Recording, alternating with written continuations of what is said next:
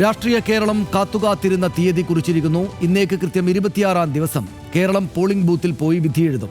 April 9-ന് polling, May 4-ന് ഫലപ്രഖ്യാപനം. മീനച്ചൂടിനൊപ്പം സംസ്ഥാനത്ത് തെരഞ്ഞെടുപ്പ് രാഷ്ട്രീയത്തിന്റെ തീച്ചൂട് തിളച്ചൊഴുകാൻ തുടങ്ങിക്കഴിഞ്ഞു. കേരളത്തിനൊപ്പം തമിഴ്നാട്, അസം, പശ്ചിമബംഗാൾ, പിന്നെ കേന്ദ്രഭരണ പ്രദേശമായ പോണ്ടിച്ചേരിയും ജനവിധിയെഴുതും. തെരഞ്ഞെടുപ്പ് പ്രഖ്യാപനത്തിന് മിനിറ്റുകൾക്കകം CPIM സ്ഥാനാർത്ഥികളെ കളത്തിലിറക്കി പ്രചാരണത്തിന്റെ ആദ്യ എഡ്ജ് എടുത്തു. ആദ്യമേ സ്ഥാനാർത്ഥികളെ പ്രഖ്യാപിച്ച് CPIയും അങ്കത്തട്ടിലിറങ്ങി. ഒട്ടും വൈകില്ല, 24 മണിക്കൂറിനകം സ്ഥാനാർത്ഥി പട്ടിക വരുമെന്നറിയിക്കുന്നു UDF. പോരിന് പൂർണ്ണ സജ്ജമെന്നും ഒന്നാം ഘട്ട സ്ഥാനാർത്ഥി പട്ടിക ചൊവ്വാഴ്ച എത്തുമെന്നുമാണ് BJPയുടെ പ്രഖ്യാപനം. ഭരണ തുടർച്ച പ്രതീക്ഷിച്ച് LDFും തിരിച്ചുവരവ് ലക്ഷ്യമിട്ട് UDFും അക്കൗണ്ട് തുറക്കുന്നതിനപ്പുറം കരുത്തു തെളിയിക്കേണ്ടത് അഭിമാനത്തിൻ്റെയും അതിജീവനത്തിൻ്റെയും പ്രശ്നമായി കരുതുന്ന NDAയും അരയും തലയും മുറുക്കി ഇറങ്ങുമ്പോൾ ന്യൂസ് മലയാളത്തിൻ്റെ പ്രത്യേക തെരഞ്ഞെടുപ്പ് ചർച്ചാ പരിപാടി പ്രധാനപ്പെട്ട നേതാക്കളുടെ പ്രതികരണത്തോടെയാണ് തുടങ്ങുന്നത്. അതിലേക്ക് പൊതു സ്വതന്ത്രരടക്കം 86 സീറ്റുകളിലാണ് CPIM മത്സരിക്കുന്നത്. 75 സീറ്റുകളിൽ CPIM സ്ഥാനാർത്ഥികൾ മത്സരിക്കും. തികച്ചും ജനാധിപത്യ രീതിയിലാണ് CPIM സ്ഥാനാർത്ഥികളെ നിശ്ചയിച്ചത്. ജില്ലാ സെക്രട്ടേറിയറ്റ് ചർച്ച ചെയ്ത് തയ്യാറാക്കിയ സാധ്യതാ പട്ടിക സംസ്ഥാന സെക്രട്ടേറിയറ്റും സംസ്ഥാന കമ്മിറ്റിയും വിശകലനം ചെയ്ത് പ്രാഥമിക പട്ടിക തയ്യാറാക്കി. ഈ പട്ടിക ജില്ലാ സെക്രട്ടേറിയറ്റും ജില്ലാ കമ്മിറ്റിയും മണ്ഡലം കമ്മിറ്റികളിലും ചർച്ച ചെയ്ത് ഇതിന് ശേഷം ലഭിച്ച നിർദ്ദേശങ്ങൾ ക്രോഡീകരിച്ചാണ് സംസ്ഥാന കമ്മിറ്റി അന്തിമ പട്ടികയ്ക്ക് രൂപം നൽകിയത്. CPIMൻ്റെ സീറ്റിലെ സ്ഥാനാർത്ഥികളെയാണ് ഞാൻ പറഞ്ഞത്. ഇനി സ്വതന്ത്രന്മാരായിട്ട് 5 സീറ്റ് കൂടി പ്രഖ്യാപിക്കാനുണ്ട്. ആ പ്രഖ്യാപിക്കുന്നതോടുകൂടി ഞങ്ങളെല്ലാ മത്സരിക്കുന്ന എല്ലാ സീറ്റും അപ്പുറത്ത് UDF BJP ഉണ്ടെന്ന് പറയാം. ആ പേരുകൾ രണ്ടായി പറയണമോ അതോ ഒന്നായി പറയണമോ എനിക്ക് ഉറപ്പില്ല, ആർക്കും ഉറപ്പില്ല. രണ്ടായി തോന്നിക്കാമെങ്കിൽ പോലും ഒന്നിച്ചാണ് അവരെപ്പോഴും LDFനെ നേരിട്ട് പോകുന്നത്.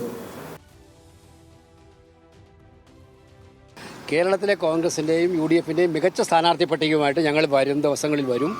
ജനങ്ങൾക്ക് മുമ്പിലേക്ക് ഈ സർക്കാരിൻ്റെ ഈ ദുർഭരണത്തെ, കഴിഞ്ഞ സത്യത്തിൽ 10 കൊല്ലമായിട്ട് ജനങ്ങളെ ദുരിതത്തിലാഴ്ത്തുന്ന ഈ സർക്കാരിനെതിരായിട്ടുള്ള മോചനത്തിന് വേണ്ടിയിട്ടുള്ള അഭ്യർത്ഥനയുമായി ജനങ്ങളുടെ മുമ്പിലേക്ക് പോകും. അതിലൂടെ ഞങ്ങൾ ജയിക്കുകയും ചെയ്യും. ഈ ഇലക്ഷൻ ഞാൻ ആദ്യം മുതൽ പറയുന്നത് ഇന്നും പറയുന്നു, NDA ഈ ഇലക്ഷനെ കാണുന്നത് കേരളത്തിന്റെ ചരിത്രത്തിൽ ഏറ്റവും പ്രധാനപ്പെട്ട ഒരു ഇലക്ഷനായിട്ട് കാണുന്നു. ഒരു വിവാദ രാഷ്ട്രീയം ആണ് നമ്മൾ കാണുന്നത് കഴിഞ്ഞ എത്ര കൊല്ലമായിട്ട്. അപ്പോൾ ഈ ഇലക്ഷൻ ഞങ്ങൾ പറയുന്നതും ജനങ്ങൾ പറയുന്നതും മതിയായി ഈ കോൺഗ്രസും CPM മാറ്റം തുടങ്ങാം. ഒരു പുതിയ കേരളം നമുക്ക് സൃഷ്ടിക്കാം. NDAന്റെ മുദ്രാവാക്യമാണ് മാറാത്തത് മാറും, ഇനി കേരളം വളരും. നമുക്ക് തെരഞ്ഞെടുപ്പ് ദിവസങ്ങളിലേക്ക് പോവുകയാണ്. ഇനി ആകെ 26 ദിവസം, 23 ദിവസം മാത്രമേ ഉള്ളൂ ഈ തെരഞ്ഞെടുപ്പ് പ്രചാരണത്തിന്. അങ്ങേയറ്റം മുറുകി നിൽക്കുന്ന ഒരു രാഷ്ട്രീയ അന്തരീക്ഷത്തിലേക്ക് നമ്മൾ പ്രവേശിച്ചു കഴിഞ്ഞു.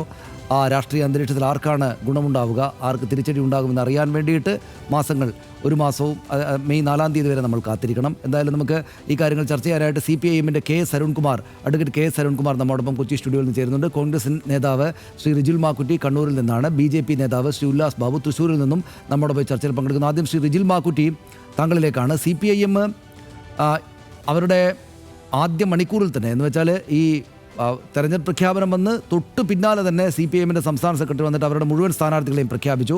ചില സ്വതന്ത്ര സ്ഥാനാർത്ഥികളെയും മറ്റും പാലക്കാട് പോലുള്ള ചില സ്ഥലങ്ങളിൽ അങ്ങോട്ട് മാറ്റിവെച്ചു എന്ന് ഒഴിച്ചാൽ മുഴുവൻ സ്ഥാനാർത്ഥികളെയും ഉടനടി പ്രഖ്യാപിച്ച് ഞങ്ങളിതാ സജ്ജരാണ് എന്ന സൂചന നൽകി. UDFന് പക്ഷേ അങ്ങനെ സാധിച്ചിട്ടില്ല. പക്ഷേ അത് നിങ്ങളുടെ മുന്നോട്ട് പോക്കിന് എന്തെങ്കിലും തടസ്സമുണ്ടാക്കും എന്ന് പ്രതീക്ഷിക്കുന്നില്ല, ഭയപ്പെടേണ്ടതില്ല കോൺഗ്രസിൻ്റെയും UDFിൻ്റെയും പ്രവർത്തകർ, അല്ലേ? തീർച്ചയായിട്ടും ഞങ്ങൾ വളരെ ആത്മവിശ്വാസത്തോടെയാണ് ഈ തെരഞ്ഞെടുപ്പ് നേരിടുന്നത്. കഴിഞ്ഞ തെരഞ്ഞെടുപ്പുകളിലെല്ലാം ഞങ്ങൾ നേടിയിട്ടുള്ള വിജയം, ജനങ്ങൾ ഞങ്ങൾക്കെന്ന വിജയം, അത് പാർലമെൻറ്റ് തെരഞ്ഞെടുപ്പിലും നടന്ന ബൈ ഇലക്ഷനിലെല്ലാം അതോടൊപ്പം തന്നെ ഈ ലോക്കൽ ബോഡി തെരഞ്ഞെടുപ്പിലും ഞങ്ങൾ പറഞ്ഞതുപോലെ തന്നെയാണ് ഞങ്ങൾ കിട്ടിയ റിസൾട്ട് എന്ന് ഞങ്ങൾക്ക് ബോധ്യമുണ്ട്. തീർച്ചയായും സ്ഥാനാർത്ഥി ഇന്ന് തെരഞ്ഞെടുപ്പ് പ്രഖ്യാപിച്ചപ്പോൾ 24 മണിക്കൂറിനുള്ളിൽ സ്ഥാനാർത്ഥികളെ പ്രഖ്യാപിക്കാനുള്ള എല്ലാ തരത്തിലുള്ള ചർച്ചകളും ഞങ്ങൾ പൂർത്തിയായിട്ടുണ്ട്. ഞങ്ങൾ പ്രഖ്യാപിക്കും. ഇപ്പോൾ LDFനെ സംബന്ധിച്ചിടത്തോളം അവർ പ്രഖ്യാപിച്ചതുകൊണ്ട് മാത്രം കാര്യമില്ല, കളത്തിലിറങ്ങിയതുകൊണ്ട് കാര്യമില്ല. തെരഞ്ഞെടുപ്പ് റിസൾട്ട് വരുമ്പോൾ ഞങ്ങൾ ജയിക്കാൻ തക്ക രൂപത്തിലുള്ള വലിയ രൂപത്തിൽ രാഷ്ട്രീയപരമായ മുന്നേറ്റം UDFനകത്ത് ഉണ്ടാകും, UDFന് കിട്ടും എന്നുള്ളതിൻ്റെ വളരെ കൃത്യമായ തയ്യാറെടുപ്പോടുകൂടി തന്നെയാണ് ഞങ്ങൾ മുമ്പോട്ട് പോകുന്നത്. അതുകൊണ്ട് ഞങ്ങൾക്ക് ഒരു ഭയവുമില്ല, ഞങ്ങൾക്ക് ഭയാശങ്കയുമില്ല. കാരണം ഭയപ്പെടേണ്ടത് LDFനാണ്. കാരണം എല്ലാ തലത്തിലും പരാജയപ്പെട്ട ഒരു സർക്കാർ, സർവ്വ മേഖലയിൽ പരാജയപ്പെട്ടതിൻ്റെ ഏറ്റവും ജാള്യതയിൽ നിന്ന് തെരഞ്ഞെടുപ്പ് എടുക്കാറായപ്പോൾ PRDയിലൂടെ കോടികൾ ചെലവഴിച്ച് മോഹൻലാൽ ഉൾപ്പെടെയുള്ള ചലച്ചിത്ര താരങ്ങളെ ഉപയോഗിച്ച് മുഖ്യമന്ത്രിയെ PR-ലൂടെ അവരെ ഇൻ്റർവ്യൂ ചെയ്ത് ആ രൂപത്തിൽ PR പാർക്കിലൂടെ LDF UDF ഭരണത്തെ വിശകലനം ചെയ്ത് അങ്ങനെയൊക്കെ നടത്തി ജനങ്ങളുടെ ഫണ്ട് മുഴുവൻ അടിച്ചു മാറ്റി കൊണ്ട് നടത്തുന്ന ഒരു സർക്കാർ, ജീവൽ പ്രശ്നങ്ങളെ തൊടാൻ സാധിക്കാത്ത സർക്കാർ, കട കാലിയാക്കുമ്പോൾ ഓഫർ കൊടുക്കുന്നത് പോലെ തെരഞ്ഞെടുപ്പിനകത്ത് തെരഞ്ഞെടുപ്പ് പ്രഖ്യാപിക്കുന്ന മുമ്പ് ഒരുപാട് ഓഫറുകൾ പ്രഖ്യാപിച്ച് പോകുന്ന സർക്കാരിനെതിരെ ജനങ്ങൾ ചിന്തിക്കും. അതുതന്നെയാണ് ലോക്കൽ ബോഡി തെരഞ്ഞെടുപ്പ് നമ്മൾ കണ്ടത്. അന്ന് ഞങ്ങൾ പറഞ്ഞിട്ടുണ്ട്, അന്ന് കേരളത്തിലെ മുഖ്യമന്ത്രി നടത്തിയ പത്രസമ്മേളനത്തിനകത്ത് എന്തെല്ലാം ഓഫറാണ് കൊടുത്തത്. പക്ഷേ ആ ഓഫറൊക്കെ സ്വീകരിച്ചിട്ടില്ലല്ലോ. ഏറ്റവും കൂടുതൽ സമീപകാല ചരിത്രത്തിൽ ഇല്ലാത്ത മുന്നേറ്റമല്ലേ ഞങ്ങൾ പഞ്ചായത്തുകളിലും ബ്ലോക്ക് പഞ്ചായത്തിലും ജില്ലാ പഞ്ചായത്തിലും കോർപ്പറേഷനകത്തും അതോടൊപ്പം തന്നെ മുനിസിപ്പാലിറ്റിയിൽ നേടിയത്. ഈ ഓഫർ സ്വീകരിച്ചില്ല. അപ്പോൾ ഈ ഓഫർ ഇനി വരാനിരിക്കുന്ന ഓഫറും സ്വീകരിക്കില്ല. കാരണം ജനങ്ങൾ മടുത്തിരിക്കുകയാണ്. ജനങ്ങൾ മടുത്ത് നാരായണക്കല്ലായിരിക്കുന്നു എന്ന് മാത്രമല്ല, യഥാർത്ഥ സഖാക്കൾ പോലും, കമ്മ്യൂണിസ്റ്റ് പാർട്ടിയുടെ യഥാർത്ഥത്തിൽ ചിന്തിക്കുന്ന കമ്മ്യൂണിസ്റ്റുകാർ പോലും ഈ തെരഞ്ഞെടുപ്പിനകത്ത് CPIMന് വോട്ട് ചെയ്യില്ല എന്നത് കണ്ണൂർ ഉൾപ്പെടെ CPMൻ്റെ പാർട്ടി കോട്ടകൾക്കകത്ത് തന്നെ അതിശക്തമായ രൂപത്തിൽ, സനീഷിനൊക്കെ അറിയാലോ, പയ്യന്നൂർ ഉൾപ്പെടെയുള്ള പാർട്ടി കോട്ടകൾ ഒരിക്കലും ഇളകാതെ കോട്ടയാണ്. അവിടെയൊക്കെ സംഭവിച്ചുകൊണ്ടിരിക്കുന്ന കാര്യങ്ങൾ എന്താണെന്ന് നമുക്കറിയാലോ. ആ രൂപത്തിൽ തന്നെയാണ് കേരളത്തിൽ എല്ലാ സ്ഥലത്തും അവരുടെ പ്രധാനപ്പെട്ട നേതാക്കന്മാർ, G. സുധാകരനെ പോലെ, ഐഷ പോറ്റിയെ പോലെ, PK ശശിയെ പോലെ, മുഖ്യമന്ത്രിയെ പിതൃതുല്യനായി കണ്ട PV അൻവറിനെ പോലെ ഉള്ള എത്ര നേതാക്കന്മാരാണ്, ചെറുതും വലുതുമായ നേതാക്കന്മാർ ആ പാർട്ടിയൊക്കെതിരായി നിലപാട് സ്വീകരിക്കുന്നത്. അപ്പോൾ തീർച്ചയായിട്ടും സഖാക്കന്മാർ ഉൾപ്പെടെ അത്തരത്തിലുള്ള രാഷ്ട്രീയ നിഗമനത്തിലേക്ക് എത്താൻ പോകുന്നു. ഇനിയൊരു സർക്കാർ ഇവിടെ വന്നാൽ, ഇടതുപക്ഷ സർക്കാർ വന്നാൽ, ഇവിടെ ഈ കേരളത്തിനകത്ത് കമ്മ്യൂണിസ്റ്റ് പാർട്ടി ഉണ്ടാവില്ല എന്ന് സച്ചിദാനന്ദനെ പോലെയുള്ള ഏറ്റവും വിഖ്യാതനായ ഇടതുപക്ഷത്തിൻ്റെ ചിന്തയോടൊപ്പം നിൽക്കുന്ന സാഹിത്യകാരൻ ഇവിടെ വിമർശിച്ചിട്ടില്ലേ? അപ്പോൾ അത് തന്നെയാണ് കേരളത്തിൽ ജനങ്ങളുടെ ഒരു പൊതു സ്വഭാവം. അതുകൊണ്ട് ഞങ്ങളുടെ സ്ഥാനാർത്ഥി നാളെയോ മറ്റന്നാളോ കൊണ്ട് സ്ഥാനാർത്ഥി വരും. ആ സ്ഥാനാർത്ഥികളെല്ലാം തന്നെ ഏറ്റവും ശക്തമായ രൂപത്തിൽ ഈ കേരളത്തിനകത്ത് അതിശക്തമായ രൂപത്തിലുള്ള മുന്നേറ്റം ചെയ്യാൻ സാധിക്കുന്ന UDF സ്ഥാനാർത്ഥികളായി കളത്തിലിറങ്ങുക തന്നെ ചെയ്യും. അതുകൊണ്ട് 100% കോൺഫിഡൻസ് ആണ് ടീം UDF. 100 സീറ്റുമായി ഞങ്ങൾ അധികാരത്തിലേക്ക് വരും. ബഹുമാന്യനായ പ്രതിപക്ഷ നേതാവ് നടത്തിയുള്ള അദ്ദേഹത്തെ പുതിയ യാത്ര, അതിനകത്തുണ്ടായ ആവേശം, കേരളത്തിലെ എല്ലാ നിയോജക മണ്ഡലങ്ങളിലും ഞങ്ങൾ അതിശക്തമായ രൂപത്തിൽ ഇടതുപക്ഷത്തിൻ്റെ ഈ ചെയ്തികളെ വളരെ കൃത്യമായി ബോധ്യപ്പെടുത്തി ജനങ്ങളെ കൂടെ നിർത്തിക്കൊണ്ടുള്ള വലിയ രാഷ്ട്രീയ ജാഥയ്ക്ക് ഞങ്ങൾ നേതൃത്വം കൊടുത്ത് ആ യാത്രയോടുകൂടി തന്നെ ഇനി എത്ര ദിവസം കുറഞ്ഞു പോയാലും അല്ലെങ്കിൽ മറ്റന്നാൾ തന്നെ തെരഞ്ഞെടുപ്പ് പ്രഖ്യാപിച്ചാലും നടത്തിയാൽ പോലും ഞങ്ങൾക്ക് പ്രചരണത്തിനകത്ത് യാതൊരു പ്രശ്നവുമില്ല. ജനങ്ങളെ ബോധവൽക്കരിക്കാൻ ജനങ്ങൾ ഇതൊക്കെ കണ്ടും കേട്ടും മനസ്സിലാക്കിക്കൊണ്ടിരിക്കുകയാണ്. ഇതുപോലെ കൊള്ള ചെയ്തൊരു സർക്കാർ, ശബരിമല അയ്യപ്പൻ്റെ സ്വർണം പോലും കട്ടതിൻ്റെ പേരിൽ ജയിലിൽ കിടക്കേണ്ടി വന്നവരാണ് ഇവരെ. നമുക്ക് അത്തരം വിഷയങ്ങളിലേക്ക് കുറച്ചുകൂടെ ഡീപ്പായിട്ട് നമുക്കൊന്ന് വരാം. ഞാൻ അടുത്ത ഘട്ടത്തിൽ വരാം. റിജിൽ മാക്കുറ്റി, താങ്കളിലേക്ക് ഒന്നുകൂടെ വരാം. നമുക്ക് പ്രധാനപ്പെട്ട വിഷയങ്ങളിലേക്കൊക്കെ ഒന്ന് സ്പർശിച്ച് പോകേണ്ടതുണ്ട് ഈ സമയത്ത്. പക്ഷേ ഞാനൊന്ന് മറ്റുള്ളവരിലേക്ക് പോയതിനു ശേഷം ഞാൻ താങ്കളിലേക്ക് ഒന്നുകൂടെ വരാം. BJP നേതാവ് ശ്രീ ഉല്ലാസ് ബാബു നമ്മോടൊപ്പം ചെയ്യുന്നുണ്ട്. ശ്രീ ഉല്ലാസ് ബാബു, ഇപ്പോൾ നമ്മൾ ഈ തവണ തദ്ദേശ തെരഞ്ഞെടുപ്പിലൊക്കെ നല്ല മുന്നേറ്റം, ലോക്സഭാ തെരഞ്ഞെടുപ്പിൽ പല നിയമസഭാ മണ്ഡലങ്ങളിൽ ഏതാണ്ട് 11 നിയമസഭാ മണ്ഡലങ്ങളിൽ 1ാം സ്ഥാനത്ത് BJPയും NDAയും ഉണ്ടായിരുന്നു. പക്ഷേ ഇപ്പോഴേക്ക് തദ്ദേശ തെരഞ്ഞെടുപ്പിൽ നല്ല മുന്നേറ്റം ഉണ്ടായിട്ടുണ്ട്. 2 സീറ്റുകളുടെ എഡ്ജ്, 2 സീറ്റിൽ വിജയിക്കും എന്ന സാധ്യത അവിടെയുണ്ട്. പക്ഷേ നമ്മൾ ഈ നിയമസഭാ തെരഞ്ഞെടുപ്പിലേക്ക് എത്തുമ്പോഴേക്ക് UDFും LDFും തമ്മിലുള്ള അതിശക്തമായിട്ടുള്ള പോരാട്ടമാണ് കേരളത്തിൽ നടക്കുക എന്ന ഒരു ഫീലാണല്ലോ പുറത്തേക്കുള്ളത്. LDF, പിണറായി വിജയൻ സർക്കാർ അവരുടെ ഈ തെരഞ്ഞെടുപ്പ് ഭരണ നേട്ടങ്ങളെല്ലാം തന്നെയും വലിയ തോതിൽ പ്രചാരണ വിഷയമാക്കിയിട്ട് മുന്നോട്ട് വരുന്നു. എവിടെ നോക്കിയാലും, കേരളത്തിൽ എങ്ങോട്ട് നോക്കിയാലും അത് കണ്ണിൽപ്പെടുന്ന സാഹചര്യമുണ്ട്. UDF ആണെങ്കിൽ അതിശക്തമായിട്ട് ഇത്തവണ ഉറപ്പായിട്ടും ഭരണം പിടിച്ചിരിക്കും എന്ന മട്ടിലേക്ക് വന്നിരിക്കുന്നു. ഇവർ തമ്മിലുള്ള വലിയ പോരാട്ടമായിട്ട് പതിവ് തെരഞ്ഞെടുപ്പ് പോലെയായി മാറുകയും NDA ഒരു സൈഡ് ലൈൻ ചെയ്യപ്പെടുന്ന സാഹചര്യമുണ്ട് എന്നതാണോ എന്ന് വിലയിരുത്തിയാൽ തെറ്റാകുമോ? അതിനെ മറികടക്കാവുന്ന സ്ഥാനാർത്ഥി, ഗംഭീരരായിട്ടുള്ള സ്ഥാനാർത്ഥികളുടെ വിന്യാസമാണോ ഈ ചൊവ്വാഴ്ച നമ്മൾ അറിയുക? അല്ല, സനീഷ് ഭായ്, ഇതിനകത്ത് വളരെ വളരെ കൃത്യമാണ്. ഇപ്പോൾ NDA സൈഡ് ലൈൻ ചെയ്യപ്പെട്ടു, UDFും LDFും മാത്രമായിട്ടുള്ളൊരു തെരഞ്ഞെടുപ്പാണ്. അതങ്ങനെ ഒരു ക്രിയേറ്റ് ചെയ്യുന്ന ഒരു നെറേറ്റീവാണ്. ആ നെറേറ്റീവിൻ്റെ പുറകിലൊന്നും ഞങ്ങൾ കടിക്കാനും പോകുന്നില്ല. ഞങ്ങൾ അതിൻ്റെ പുറകിൽ ആശങ്കയുടെ അവസ്ഥ ഞങ്ങൾക്കില്ല. ഞങ്ങളെ സംബന്ധിച്ച് വളരെ കൃത്യമായിട്ട് പറയും. ഇപ്പോൾ ബംഗാളിൽ തെരഞ്ഞെടുപ്പ് നടക്കുന്നുണ്ടായിരുന്ന സമയത്ത് ഒരു കാലഘട്ടത്തിൽ BJP ഉണ്ടായിരുന്നില്ല. പിന്നെ വലിയ രീതിയിൽ BJP മുഖ്യ പ്രതിപക്ഷമായിട്ട് വന്നു. ഇതേപോലെ ത്രിപുരയിൽ BJP ഇല്ലാത്ത സ്ഥലത്ത് BJP ഭരണത്തിൽ വരുന്നൊരു സാഹചര്യമുണ്ട്. അങ്ങനെ നിരവധി സ്ഥലങ്ങൾ നമുക്ക് ഉദാഹരണങ്ങൾ ചൂണ്ടിക്കാണിക്കാൻ സാധിക്കും. അപ്പോൾ നമ്മളെ സംബന്ധിച്ച് ഒരു കാര്യം ഇതിൽ വ്യക്തമാക്കാനുള്ളത്, ഇപ്പോൾ LDF ആണെങ്കിലും UDF ആണെങ്കിലും പരാജയപ്പെടുമെന്ന് പറഞ്ഞിട്ട് ഈ തെരഞ്ഞെടുപ്പിന് അവർ നോക്കിക്കാണില്ലല്ലോ. നോക്കൂ, 10 വർഷക്കാലം കേരള ചരിത്രത്തിൽ തന്നെ 2ാം തവണ ഒരു മന്ത്രിസഭ കണ്ടിന്യൂ ചെയ്യുന്നത് കഴിഞ്ഞ പ്രാവശ്യമല്ലേ ഉണ്ടായത്. അപ്പോൾ ആ സമയത്ത് UDFും ഇതേപോലെ ജയിക്കുമെന്ന് പറഞ്ഞ രണ്ടുപേരും അവർ നിന്നിരുന്നൊരു കാലഘട്ടം ഉണ്ടായിരുന്നു. ഞങ്ങളെ സംബന്ധിച്ചിടത്തോളം പോസിറ്റീവ് പൊളിറ്റിക്സ് ആണ്, വികസനം എന്ന് ഡെവലപ്മെൻറ്റാണ് നമ്മുടെ ഏറ്റവും വലിയ കാര്യമായിട്ട് നമ്മൾ സംസാരിച്ചിട്ടുള്ളത്. അത് കാലം എത്രയായി നമ്മൾ വികസന പൊളിറ്റിക്സുമായി സംസാരിക്കുന്നു. നമ്മളിവിടെ മനസ്സിലാക്കേണ്ടത്, തെരഞ്ഞെടുപ്പ് വന്നു, ജനങ്ങൾക്ക് 9ാം തീയതി തെരഞ്ഞെടുപ്പ് എന്ന് പറഞ്ഞു. ഇനിയിപ്പോൾ സ്ഥാനാർത്ഥികളെ രംഗത്തിറക്കി തുടങ്ങി, സ്ഥാനാർത്ഥികൾ രംഗത്ത് വരുന്നു. നമ്മളൊരു കാര്യം മനസ്സിലാക്കേണ്ടത്, സനീഷ് പറഞ്ഞ തന്നെ ഒരു കാര്യം ഞാനൊക്കെ കടമെടുക്കുക. എന്താണ്, എവിടെ നോക്കിയാലും ഒന്ന് AKG സെൻറ്ററിലെ പൈസയല്ല സനീഷ്, എൻ്റെയും സനീഷിൻ്റെയും അടക്കമുള്ള പൈസ എടുത്തിട്ട് വെച്ച് കലക്കന്നെയാണ് പരസ്യം ചെയ്യാൻ ഉപയോഗിച്ച പൈസ സാധാരണക്കാർക്ക് കൊടുത്തിരുന്നെങ്കിൽ അത്യാവശ്യം സ്ഥലങ്ങളിൽ കുടിവെള്ളമെങ്കിലും കിട്ടുമായിരുന്നു കേരളത്തിൽ. നമുക്ക് 10 വർഷക്കാലം ഇടതുപക്ഷം ഭരിച്ചിട്ട്, ഞാൻ പറയുന്നത് പച്ചയായ രാഷ്ട്രീയം മാത്രം എടുക്കരുത്, അതിൽ കൃത്യമായിട്ട് പറയുന്ന ഫാക്റ്റ് അല്ലെങ്കിൽ സനീഷ് അതിൽ ഇടപെടാം. നോക്കൂ, കേരളത്തിനകത്ത് 10 വർഷം ഇടതുപക്ഷം ഭരിച്ചു, ഒരു പ്രതിപക്ഷത്തും ഉണ്ടായിരുന്നു. ഞാൻ ചോദിക്കട്ടെ, നമ്മുടെ ജീവിത സാഹചര്യങ്ങൾ, സനീഷിൻ്റെയും എൻ്റെയും ഒക്കെ ജീവിത സാഹചര്യം നമ്മുടെ കുടുംബത്തൊന്ന് പോയി നോക്കണം. ഒരു സാധാരണക്കാരൻ ജീവിക്കാനായിട്ട് നിത്യനിദാന ചെലവുകളുടെ അവസ്ഥ ഒന്ന് ആലോചിച്ച് നോക്കിയ സനീഷ്, പിടിച്ചു നിൽക്കാൻ പറ്റുന്ന സാഹചര്യമാണ്. തൊഴിലാളികളുടെ പ്രശ്നം ഒന്ന് നോക്കി നോക്കിയേ. ഇപ്പോൾ PSU മേഖലയിൽ വളർന്നു വരുന്ന യുവതലമുറയുടെ അവസ്ഥ, വിദ്യാഭ്യാസ മേഖലയിൽ വളർന്നു വരുന്ന യുവതലമുറ ഫ്ലൈറ്റ് നോക്കി നിൽക്കുകയാണ് പുറത്തേക്ക് പോകാനായിട്ട്. ആരോഗ്യ മേഖല, ഞാൻ സനീഷിനോട് പറയണം, കപ്പിത്താനുള്ള കേരളത്തിനകത്ത് കപ്പിത്താൻ തകർന്ന് തരിപ്പണമായി പോകുന്ന ആരോഗ്യ മേഖലയിലെ സനീഷ് നമുക്ക് കാണാൻ സാധിക്കുന്നത്. എന്നിട്ടും അവർ ലോകം കേരളത്തെ നോക്കിയിരിക്കുന്നു എന്ന് ഗീർവാണം തള്ളിയതുകൊണ്ടായില്ല. കേരളം യഥാർത്ഥ അവസ്ഥ എന്താണെന്ന് നമുക്ക് എല്ലാവർക്കും അറിയാലോ. ആരോഗ്യ മേഖല അങ്ങനെ പോകുന്നു. ആഭ്യന്തര മേഖലയിൽ കഞ്ചാവും മയക്കുമരുന്നും തകർത്ത് തരിപ്പണക്കല്ലേ നമ്മുടെ പാവപ്പെട്ട കുടുംബങ്ങളിൽ വളർന്നു വരുന്ന തലമുറയും. അത് യാഥാർത്ഥ്യം തന്നെയാണ് സനീഷ്. ഉല്ലാസ് ബാബു പറയുന്ന നുണയാണോ അത്? അല്ലല്ലോ, രാഷ്ട്രീയമല്ലല്ലോ അത്. അത്രയും ഗതികേടിലേക്ക് ഇവിടുത്തെ ഡിപ്പാർട്ട്മെൻറ്റ് പോയില്ലേ. പിന്നെ ആഭ്യന്തര മേഖലയിൽ വെട്ടിക്കൊല്ലുക, തല്ലിക്കൊല്ലുക, ബോംബെറിഞ്ഞ് കൊല്ലുക, ഇനിയിപ്പോൾ അച്ഛൻ അമ്മ അച്ഛനെ ചേട്ടൻ ചേച്ചിയെ കാമുകൻ കാമിയൊക്കെ കലക്കി കളയല്ലേ ഇവിടെ. പത്രം വായിക്കാൻ പറ്റുന്നുണ്ട്, എന്നും കൊലപാതകവും കൊട്ടേഷനും ഗുണ്ടായിസും നടുറൂട്ടിലിട്ട് കലക്കല്ലേ ഇപ്പോൾ കേരളത്തിനകത്ത്. ആ രീതിയിലാക്കി ആഭ്യന്തരം തകർന്നില്ലേ. ഒരു വനമേഖലയുണ്ട്, എന്ത് ഗതികേടാണെന്ന് നോക്കിയാൽ. കാട്ടുമൃഗങ്ങൾ വരിക, കുത്തുക, കൊല്ലുക, 10 ലക്ഷം കൊടുക്കാൻ, കൊന്നു കഴിഞ്ഞാൽ 10 ലക്ഷം രൂപയും ജോലിയും കൊടുക്കുന്ന ഒരു സർക്കാരായിട്ട് മാറിയില്ലേ. ഒരു 100 മീറ്റർ വേലി കെട്ടാൻ പ്രാപ്തി ഇവർക്ക് ഉണ്ടായിട്ടുണ്ടോ? ഇനി റോഡുകൾ, ഇപ്പോഴല്ലേ സനീഷേ ടാറും മറ്റേ റോഡ് ഹോളറൊക്കെ കേരളത്തിൽ ഇറങ്ങിയത്. 4.25 കൊല്ലം എൻ്റെ സനീഷിൻ്റെ നടുവൊടിഞ്ഞു, തണ്ടലൊടിഞ്ഞു, മുതുവൊടിഞ്ഞു, വണ്ടിയുടെ ആക്സിലൊടിഞ്ഞു, ടയർ പൊട്ടി.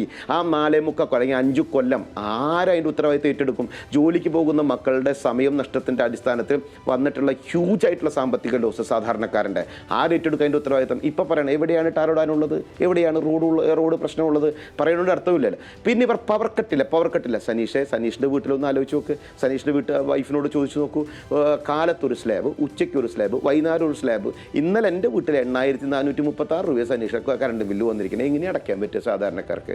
എങ്ങനെ പ്രായോഗികമായിട്ട് ഈ ചൂട് കാലത്ത് ഒരു ഫാൻ കൂടുതലിട്ടാൽ, ഒരു AC ഒന്ന് പ്രവർത്തിച്ചാൽ നമുക്ക് കാലത്ത് നിൽക്കാം. ഒരു മാസം 15,000 16,000 ശമ്പളം കിട്ടുന്ന ഒരുത്തിനെ 8,000 രൂപയും 7,000 രൂപ കറണ്ട് ബില്ല് വരുന്ന സ്ഥലത്താണ് കട്ടില്ല എന്ന് പറഞ്ഞത്. ഏട്ടാ നെഞ്ചിലേക്ക് അവർ കട്ട് ചെയ്യണേ, എന്നിട്ട് അത് മിടുക്കായിട്ട് പറഞ്ഞാൽ എന്താ അർത്ഥമാണ് ഉള്ളത്? അതേപോലെ തന്നെ ഏത് മേഖല, കാർഷിക മേഖല ആയിക്കോട്ടെ, ഇനിയിപ്പോൾ ഭക്ഷ്യമായിക്കോട്ടെ, എൻ്റെ സനീഷ് ഞാൻ ചോദിക്കട്ടെ, ഞങ്ങൾ കൃത്യമായിട്ട് കൊടുക്കുക 5,87,000 പേർക്ക് കേന്ദ്ര സർക്കാരിൻ്റെ വിഹിതമായിട്ട് 35 കിലോ അരി കൃത്യമായിട്ട് റേഷൻ കടയിൽ കൊണ്ടുവയ്ക്കുന്ന ആളുകളുടെ ഹാൻഡ്ലിംഗ് ചാർജ് കൊടുക്കാൻ പ്രാപ്തിയില്ല എന്നവർക്ക്. ഇവരാണ് ഇതിനെ കുറിച്ച് പറയുന്നത്. ഒറ്റ കാര്യം കൂടി പറയട്ടെ സനീഷ്, ക്ഷേമ പെൻഷൻ കൊടുക്കലാണ് ഇവരുടെ ഏറ്റവും വലിയ മുഖ്യ അജണ്ട. ഞാൻ ചോദിക്കട്ടെ സനീഷ്, വ്യക്തമായിട്ട് സനീഷ് മറുപടി പറയണം കേട്ടാ. ഈ ക്ഷേമ പെൻഷൻ ആ കാറ്റഗറിയിലുള്ള വയസ്സായിട്ടുള്ള അമ്മമാർക്ക് കിട്ടിക്കോട്ടെ, നല്ല കാര്യം.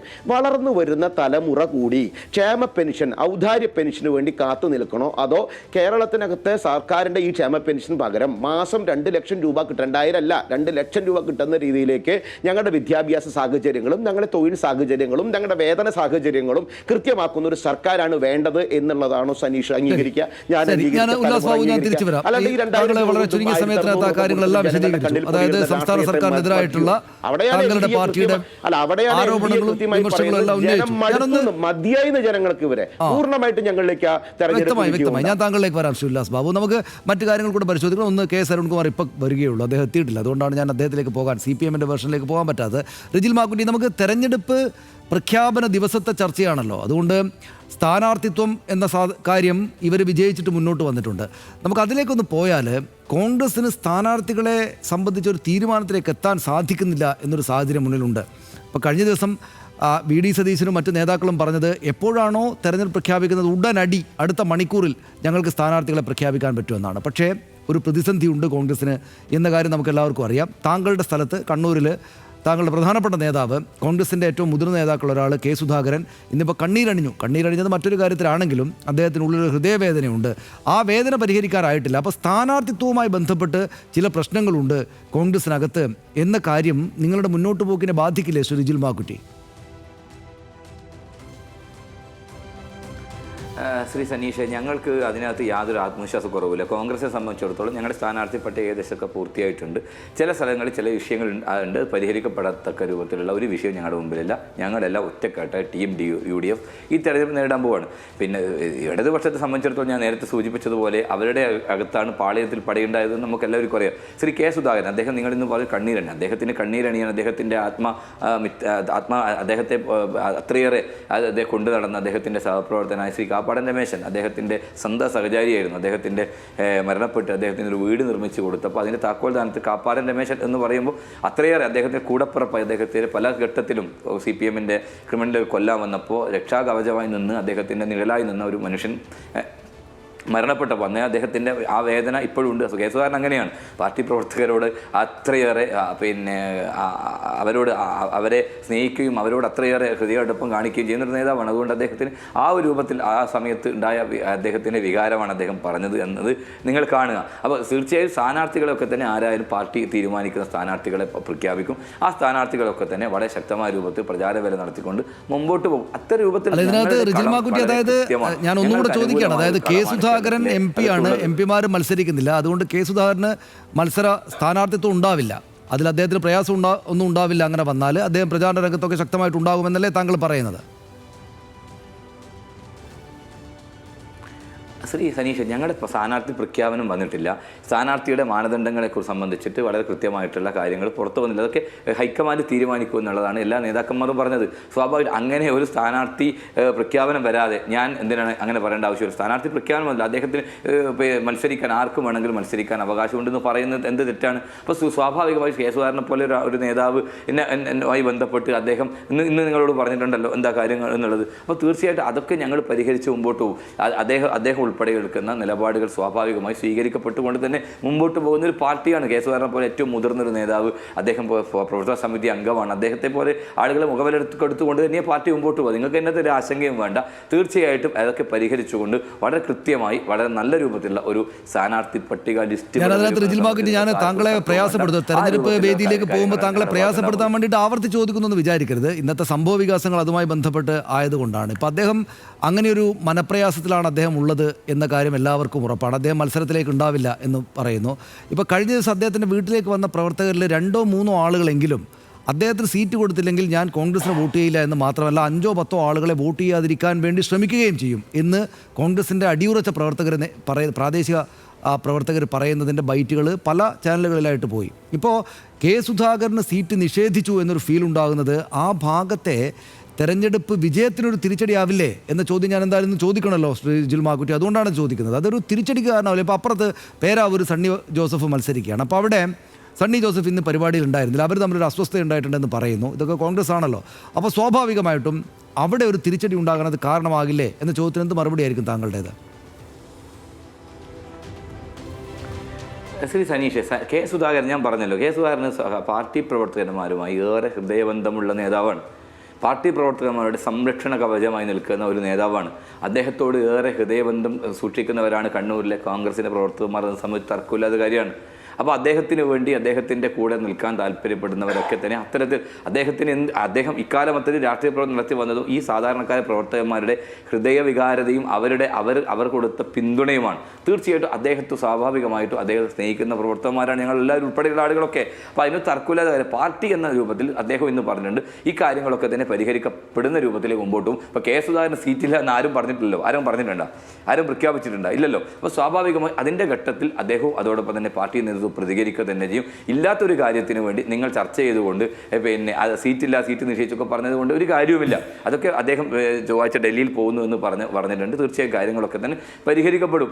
എന്നെ സംബന്ധിച്ച് ഒരു തർക്കമില്ലാത്ത കാര്യമാണ്. അപ്പോൾ നിങ്ങൾക്ക് അതിനകത്തൊരു ആശങ്ക വേണ്ട. നിങ്ങൾ ജി സുധാകരനെക്കുറിച്ചും നിങ്ങൾ ഐഷാ പൂറ്റിയെക്കുറിച്ചും നിങ്ങൾ കണ്ണൂരിലെ പയ്യൻ കുഞ്ഞികൃഷ്ണനെ കുറിച്ചാണ് ചോദിക്കേണ്ടത്. അവരാണ് പാർട്ടിക്കകത്ത് കലാപക്കൊടി ഉയർത്തി LDF സ്വതന്ത്ര സ്ഥാനാർത്ഥിമാരായി LDFിൽ നിന്ന് രാജിവെച്ച് CPM രാജിവെച്ച് സ്ഥാനാർത്ഥികളായി വരുന്നത്. അപ്പോൾ പാർട്ടി CPMനകത്താണ് ആഭ്യന്തര പ്രശ്നം. കെ സുധാകരൻ അങ്ങനെ ഒരു തരത്തിലുള്ള ഒരു ചർച്ചയിലേക്ക് വന്നിട്ടില്ലല്ലോ. അപ്പോൾ CPMന്റെ പ്രശ്നങ്ങൾ നിങ്ങൾ ചർച്ച ചെയ്യുക. ഞങ്ങളുടെ പ്രശ്നങ്ങൾ എന്തെങ്കിലും ഉണ്ടെങ്കിൽ അത് വളരെ കൃത്യമായി ഞങ്ങൾ പരിഹരിച്ച് മുമ്പോട്ട് പോവുക തന്നെ ചെയ്യും. ശരി, ഞാൻ വരാം. അത് വളരെ പ്രധാനപ്പെട്ട ഒരു കാര്യമാണ് റിജിൽ മാക്കുറ്റി ഇപ്പോൾ പറഞ്ഞു വെച്ചത്. അതായത് ഈ തെരഞ്ഞെടുപ്പിലേക്ക് പോകുമ്പോൾ നമ്മൾ കാണുന്നൊരു കാഴ്ച CPIMനകത്ത് പ്രശ്നം ഉണ്ടായിരിക്കുന്നതാണ്. അതായത് CPIMന് ഐഷാ പൂറ്റി അങ്ങോട്ട് പോയിരിക്കുന്നു, ജി സുധാകരനെ പോലൊരു പ്രധാനപ്പെട്ട നേതാവ് പോയിരിക്കുന്നു. അക്കാര്യങ്ങളെക്കുറിച്ച് സ്വാഭാവികമായിട്ടും ഞാൻ കെ.എസ്. അരുൺകുമാറിനോട് ചോദിക്കാം. പക്ഷേ ശ്രീ ഉല്ലാസ് ബാബു, ഈ പാർട്ടി വിട്ട ആളുകൾ മാറുന്നു എന്ന കാര്യം അദ്ദേഹം എൻ്റെ ശ്രദ്ധയിൽപ്പെടുത്തിയപ്പോൾ ഇന്നത്തെ ഒരു വാർത്ത നമ്മുടെ എല്ലാം മുന്നിലുണ്ടല്ലോ. അപ്പോൾ VS ശിവകുമാറിനെ പോലൊരു പ്രധാനപ്പെട്ട നേതാവിനെ BJP സമീപിച്ചു എന്ന വാർത്ത ഇന്ന് എല്ലാ മാധ്യമങ്ങളിലും വന്നു.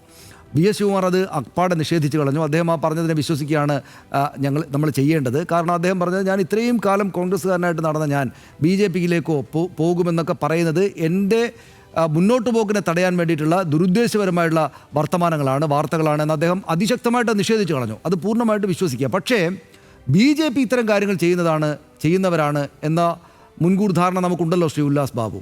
BJP സ്ഥാനാർത്ഥികളെ സ്വന്തം നിലയ്ക്ക് ഇല്ലാത്തത് കൊണ്ടാണോ ഇങ്ങനെ മറ്റ് നേതാക്കൾക്ക് പിന്നാലെ, മറ്റു പാർട്ടികളുടെ നേതാക്കൾക്ക് പിന്നാലെ പോകുന്നത്?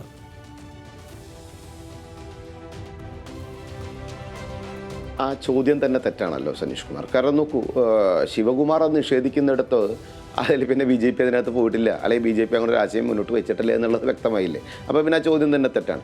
രണ്ടാമത് BJP പിന്നാലെ പോകുന്നു എന്നുള്ളത് അതാണ് ആ ഭാഷ. സനീഷ് കുമാറിൻ്റെ ഒരു ഭാഷാ ശൈലിയുടെ ഒരു പ്രശ്നമുണ്ട്. അങ്ങയുടെ മാത്രമല്ല, മാധ്യമരംഗത്ത് അങ്ങനത്തെ ഒരു സ്റ്റൈലുണ്ട്. അത് BJPയോട് അങ്ങനെ ഒരു നീതികേട് കാണിക്കാറുണ്ട്. കോൺഗ്രസിൽ നിന്ന് CPMലേക്കോ CPMൽ നിന്ന് കോൺഗ്രസിലേക്കോ ഒരാൾ വന്നു കഴിഞ്ഞാൽ CPM വിട്ട് കോൺഗ്രസിലേക്ക്, കോൺഗ്രസ് വിട്ട് CPMലേക്ക്, BJPയിലേക്ക് ഒരാൾ വന്നാൽ പിന്നാലെ പോയി BJP എന്ന് പറയപ്പെടുന്നിടത്താണ്. അത് കാഴ്ചപ്പാടിൻ്റെ പ്രശ്നമാണ്. അത് NDA രാഷ്ട്രീയത്തോടുള്ള ചില മാധ്യമ വിഭാഗത്തിൻ്റെ കാഴ്ചപ്പാടിൻ്റെ പ്രശ്നത്തിൻ്റെ അടിസ്ഥാനത്തിൽ ക്രിയേറ്റ് ചെയ്യപ്പെടുന്ന ഒരു സ്റ്റൈലാണ്. ആ സ്റ്റൈൽ ക്രിയേറ്റ് ചെയ്യപ്പെടുന്നു എന്നുള്ളൂ. ഞങ്ങൾക്ക് അതിലൊന്നും ഒരു ബേജാറില്ല. കാരണം ഞങ്ങൾ നിങ്ങളുടെ ഒന്നും ഒരു പരിധി വരെ സപ്പോർട്ടുകൾ ഞങ്ങൾക്കില്ലല്ലോ. അപ്പോൾ ജനങ്ങളോട് സംബന്ധിച്ച് തന്നെയല്ല ഞങ്ങൾ കേരളത്തിനകത്ത് രാഷ്ട്രീയം കൊണ്ട് നടക്കുന്നത്. അപ്പോൾ അതൊന്നും പ്രശ്നമില്ല. ജനങ്ങളെ സംബന്ധിച്ചിടത്തോളം സനീഷിന് ഈ തെരഞ്ഞെടുപ്പിൽ ഒരു പ്രത്യേകത ഞാൻ പറഞ്ഞുതരാം. തെരഞ്ഞെടുപ്പ് സ്ഥാനാർത്ഥികൾ ആരെ ആയിക്കോട്ടെ, ഞങ്ങളെ സംബന്ധിച്ചിടത്തോളം താമര എന്ന് പറയപ്പെടുന്ന ചിഹ്നത്തിലാണ് സ്ഥാനാർത്ഥികൾ മത്സരിക്കുന്നത്. NDAയുടെ ഭാഗമായിട്ട് മറ്റുള്ള ചിഹ്നങ്ങളിലും ഉണ്ടാവും. ഞങ്ങളെ സംബന്ധിച്ച് ആ സ്ഥാനാർത്ഥികൾ പ്രഖ്യാപിക്കുന്നിടത്ത് ആ സ്ഥാനാർത്ഥികൾ ഉന്നയിക്കുന്ന വിഷയങ്ങൾ 140 നിയോജക മണ്ഡലത്തിലും ഒരേ വിഷയങ്ങളായിരിക്കും. ഞങ്ങൾ കൃത്യമായിട്ട് പറയുന്നത് കൃത്യമായ വികസന രാഷ്ട്രീയമാണ്.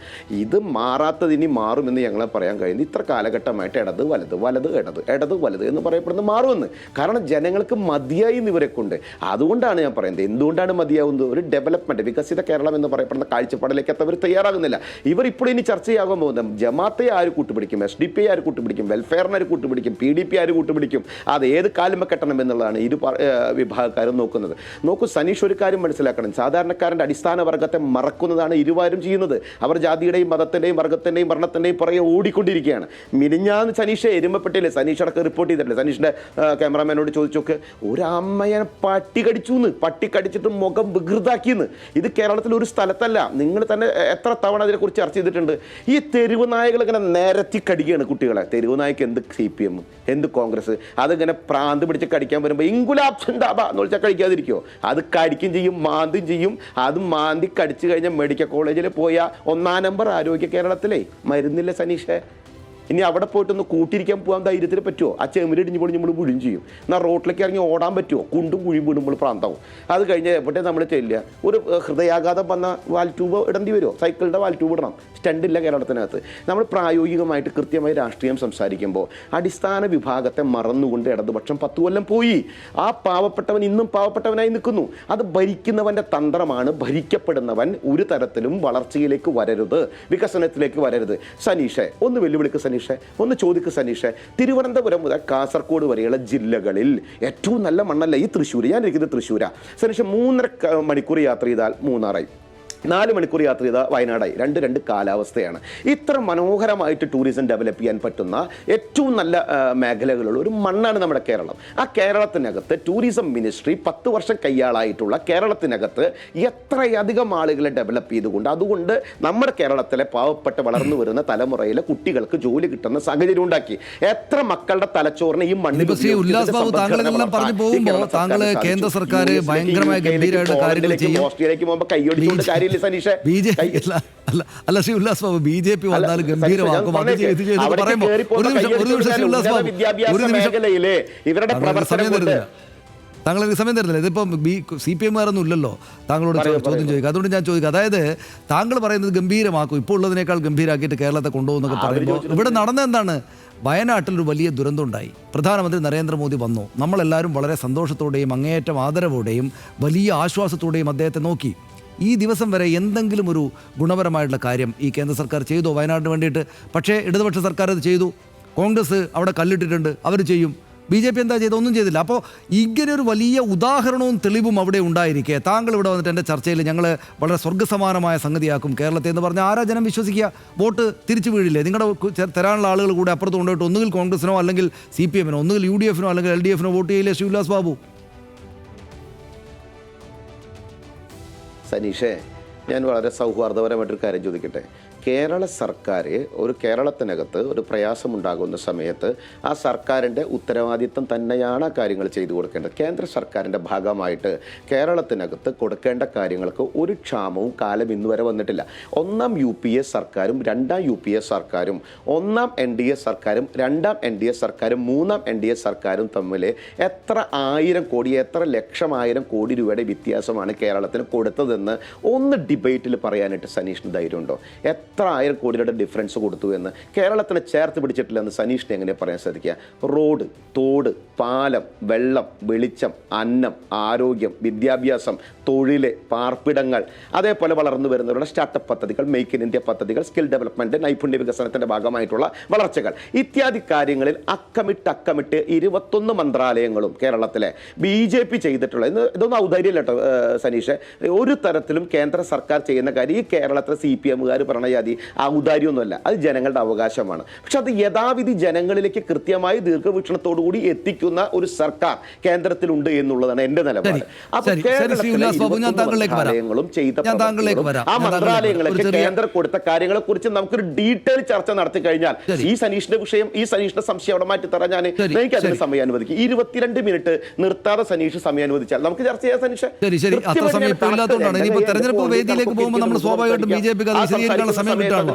ഞാൻ വളരെ പെട്ടെന്ന് വരാം. എനിക്ക് ഇതുവരെ CPM അതിഥി വന്നിട്ടില്ല, അതുകൊണ്ടാണ് ഞാൻ പെട്ടെന്ന് വരാം. ശ്രീ റിജിൽ മാക്കുട്ടി, താങ്കൾ ഇപ്പോൾ അദ്ദേഹത്തിന് ഇത്രയും കാര്യങ്ങൾ കേന്ദ്ര സർക്കാരിന്റെ അനുകൂലമായിട്ടുള്ള കാര്യങ്ങൾ പറയാൻ പറ്റിയതുകൊണ്ട് കോൺഗ്രസിന്റെ കാര്യങ്ങൾ പറയാൻ പറ്റിയില്ല എന്ന് വിചാരിക്കേണ്ട. ഞാൻ വളരെ പെട്ടെന്ന് വരാം താങ്കളിലേക്ക്. കോൺഗ്രസ് നേതാവ് ശ്രീ റിജിൽ മാക്കുറ്റി, BJP നേതാവ് Shri Ullas Babu, Shri advocate K Arunkumar, CPM നേതാവ് എന്നിവരാണ് ഈ ചർച്ചയിൽ പങ്കെടുക്കുന്നത്. ശ്രീ റിജിൽ മാക്കുറ്റി, ഇവിടെ ഈ കേന്ദ്ര സർക്കാരിൻ്റേതായിട്ടുള്ള ചില സംഗതികളെങ്കിലും പറയാൻ അവർക്കുണ്ട്. അവരിപ്പോൾ എല്ലായിടത്തും അവരുടെ A-ക്ലാസ് മണ്ഡലങ്ങളെന്ന് കണക്കാക്കിയിരിക്കുന്ന സ്ഥലങ്ങളിലേക്ക് BJP പോയിട്ട് ഈ കാര്യങ്ങളാണ് പ്രചരിപ്പിക്കുന്നത്. അതായത് കേരള സർക്കാരിൻ്റെതല്ല, ഈ കേന്ദ്രത്തിന് ഒരുപാടായിട്ടുള്ള ആനുകൂല്യങ്ങൾ കേന്ദ്രം നൽകിയിട്ടുണ്ട് എന്ന കാര്യങ്ങൾ കൂടെ പറഞ്ഞുകൊണ്ടാണ് അവരവരുടെ തെരഞ്ഞെടുപ്പ് പ്രചാരണത്തിലേക്ക് പോവുക. ഇപ്പോൾ ഒരുപാട് സീറ്റുകൾ BJP അങ്ങ് പിടിക്കുമെന്ന് അവരും വിചാരിക്കുന്നില്ല, രാഷ്ട്രീയ നിരീക്ഷകരും രാഷ്ട്രീയം ശ്രദ്ധിക്കുന്ന ആളുകൾ ആരും വിചാരിക്കുന്നില്ല. പക്ഷേ അവർക്ക് ചില A-ക്ലാസ് മണ്ഡലങ്ങളുണ്ട്, ചില സീറ്റുകൾ അവർ മുൻകാലങ്ങളെ വ്യത്യസ്തമായിട്ട് പിടിച്ചേക്കും എന്നാണ്. അതിൽ തിരുവനന്തപുരത്തൊക്കെ കോൺഗ്രസ് മത്സരിക്കാനിരിക്കുന്ന കോൺഗ്രസിൻ്റെ മുൻകാലത്തെ ചില ശക്തി കേന്ദ്രങ്ങൾ അടക്കമുണ്ട്.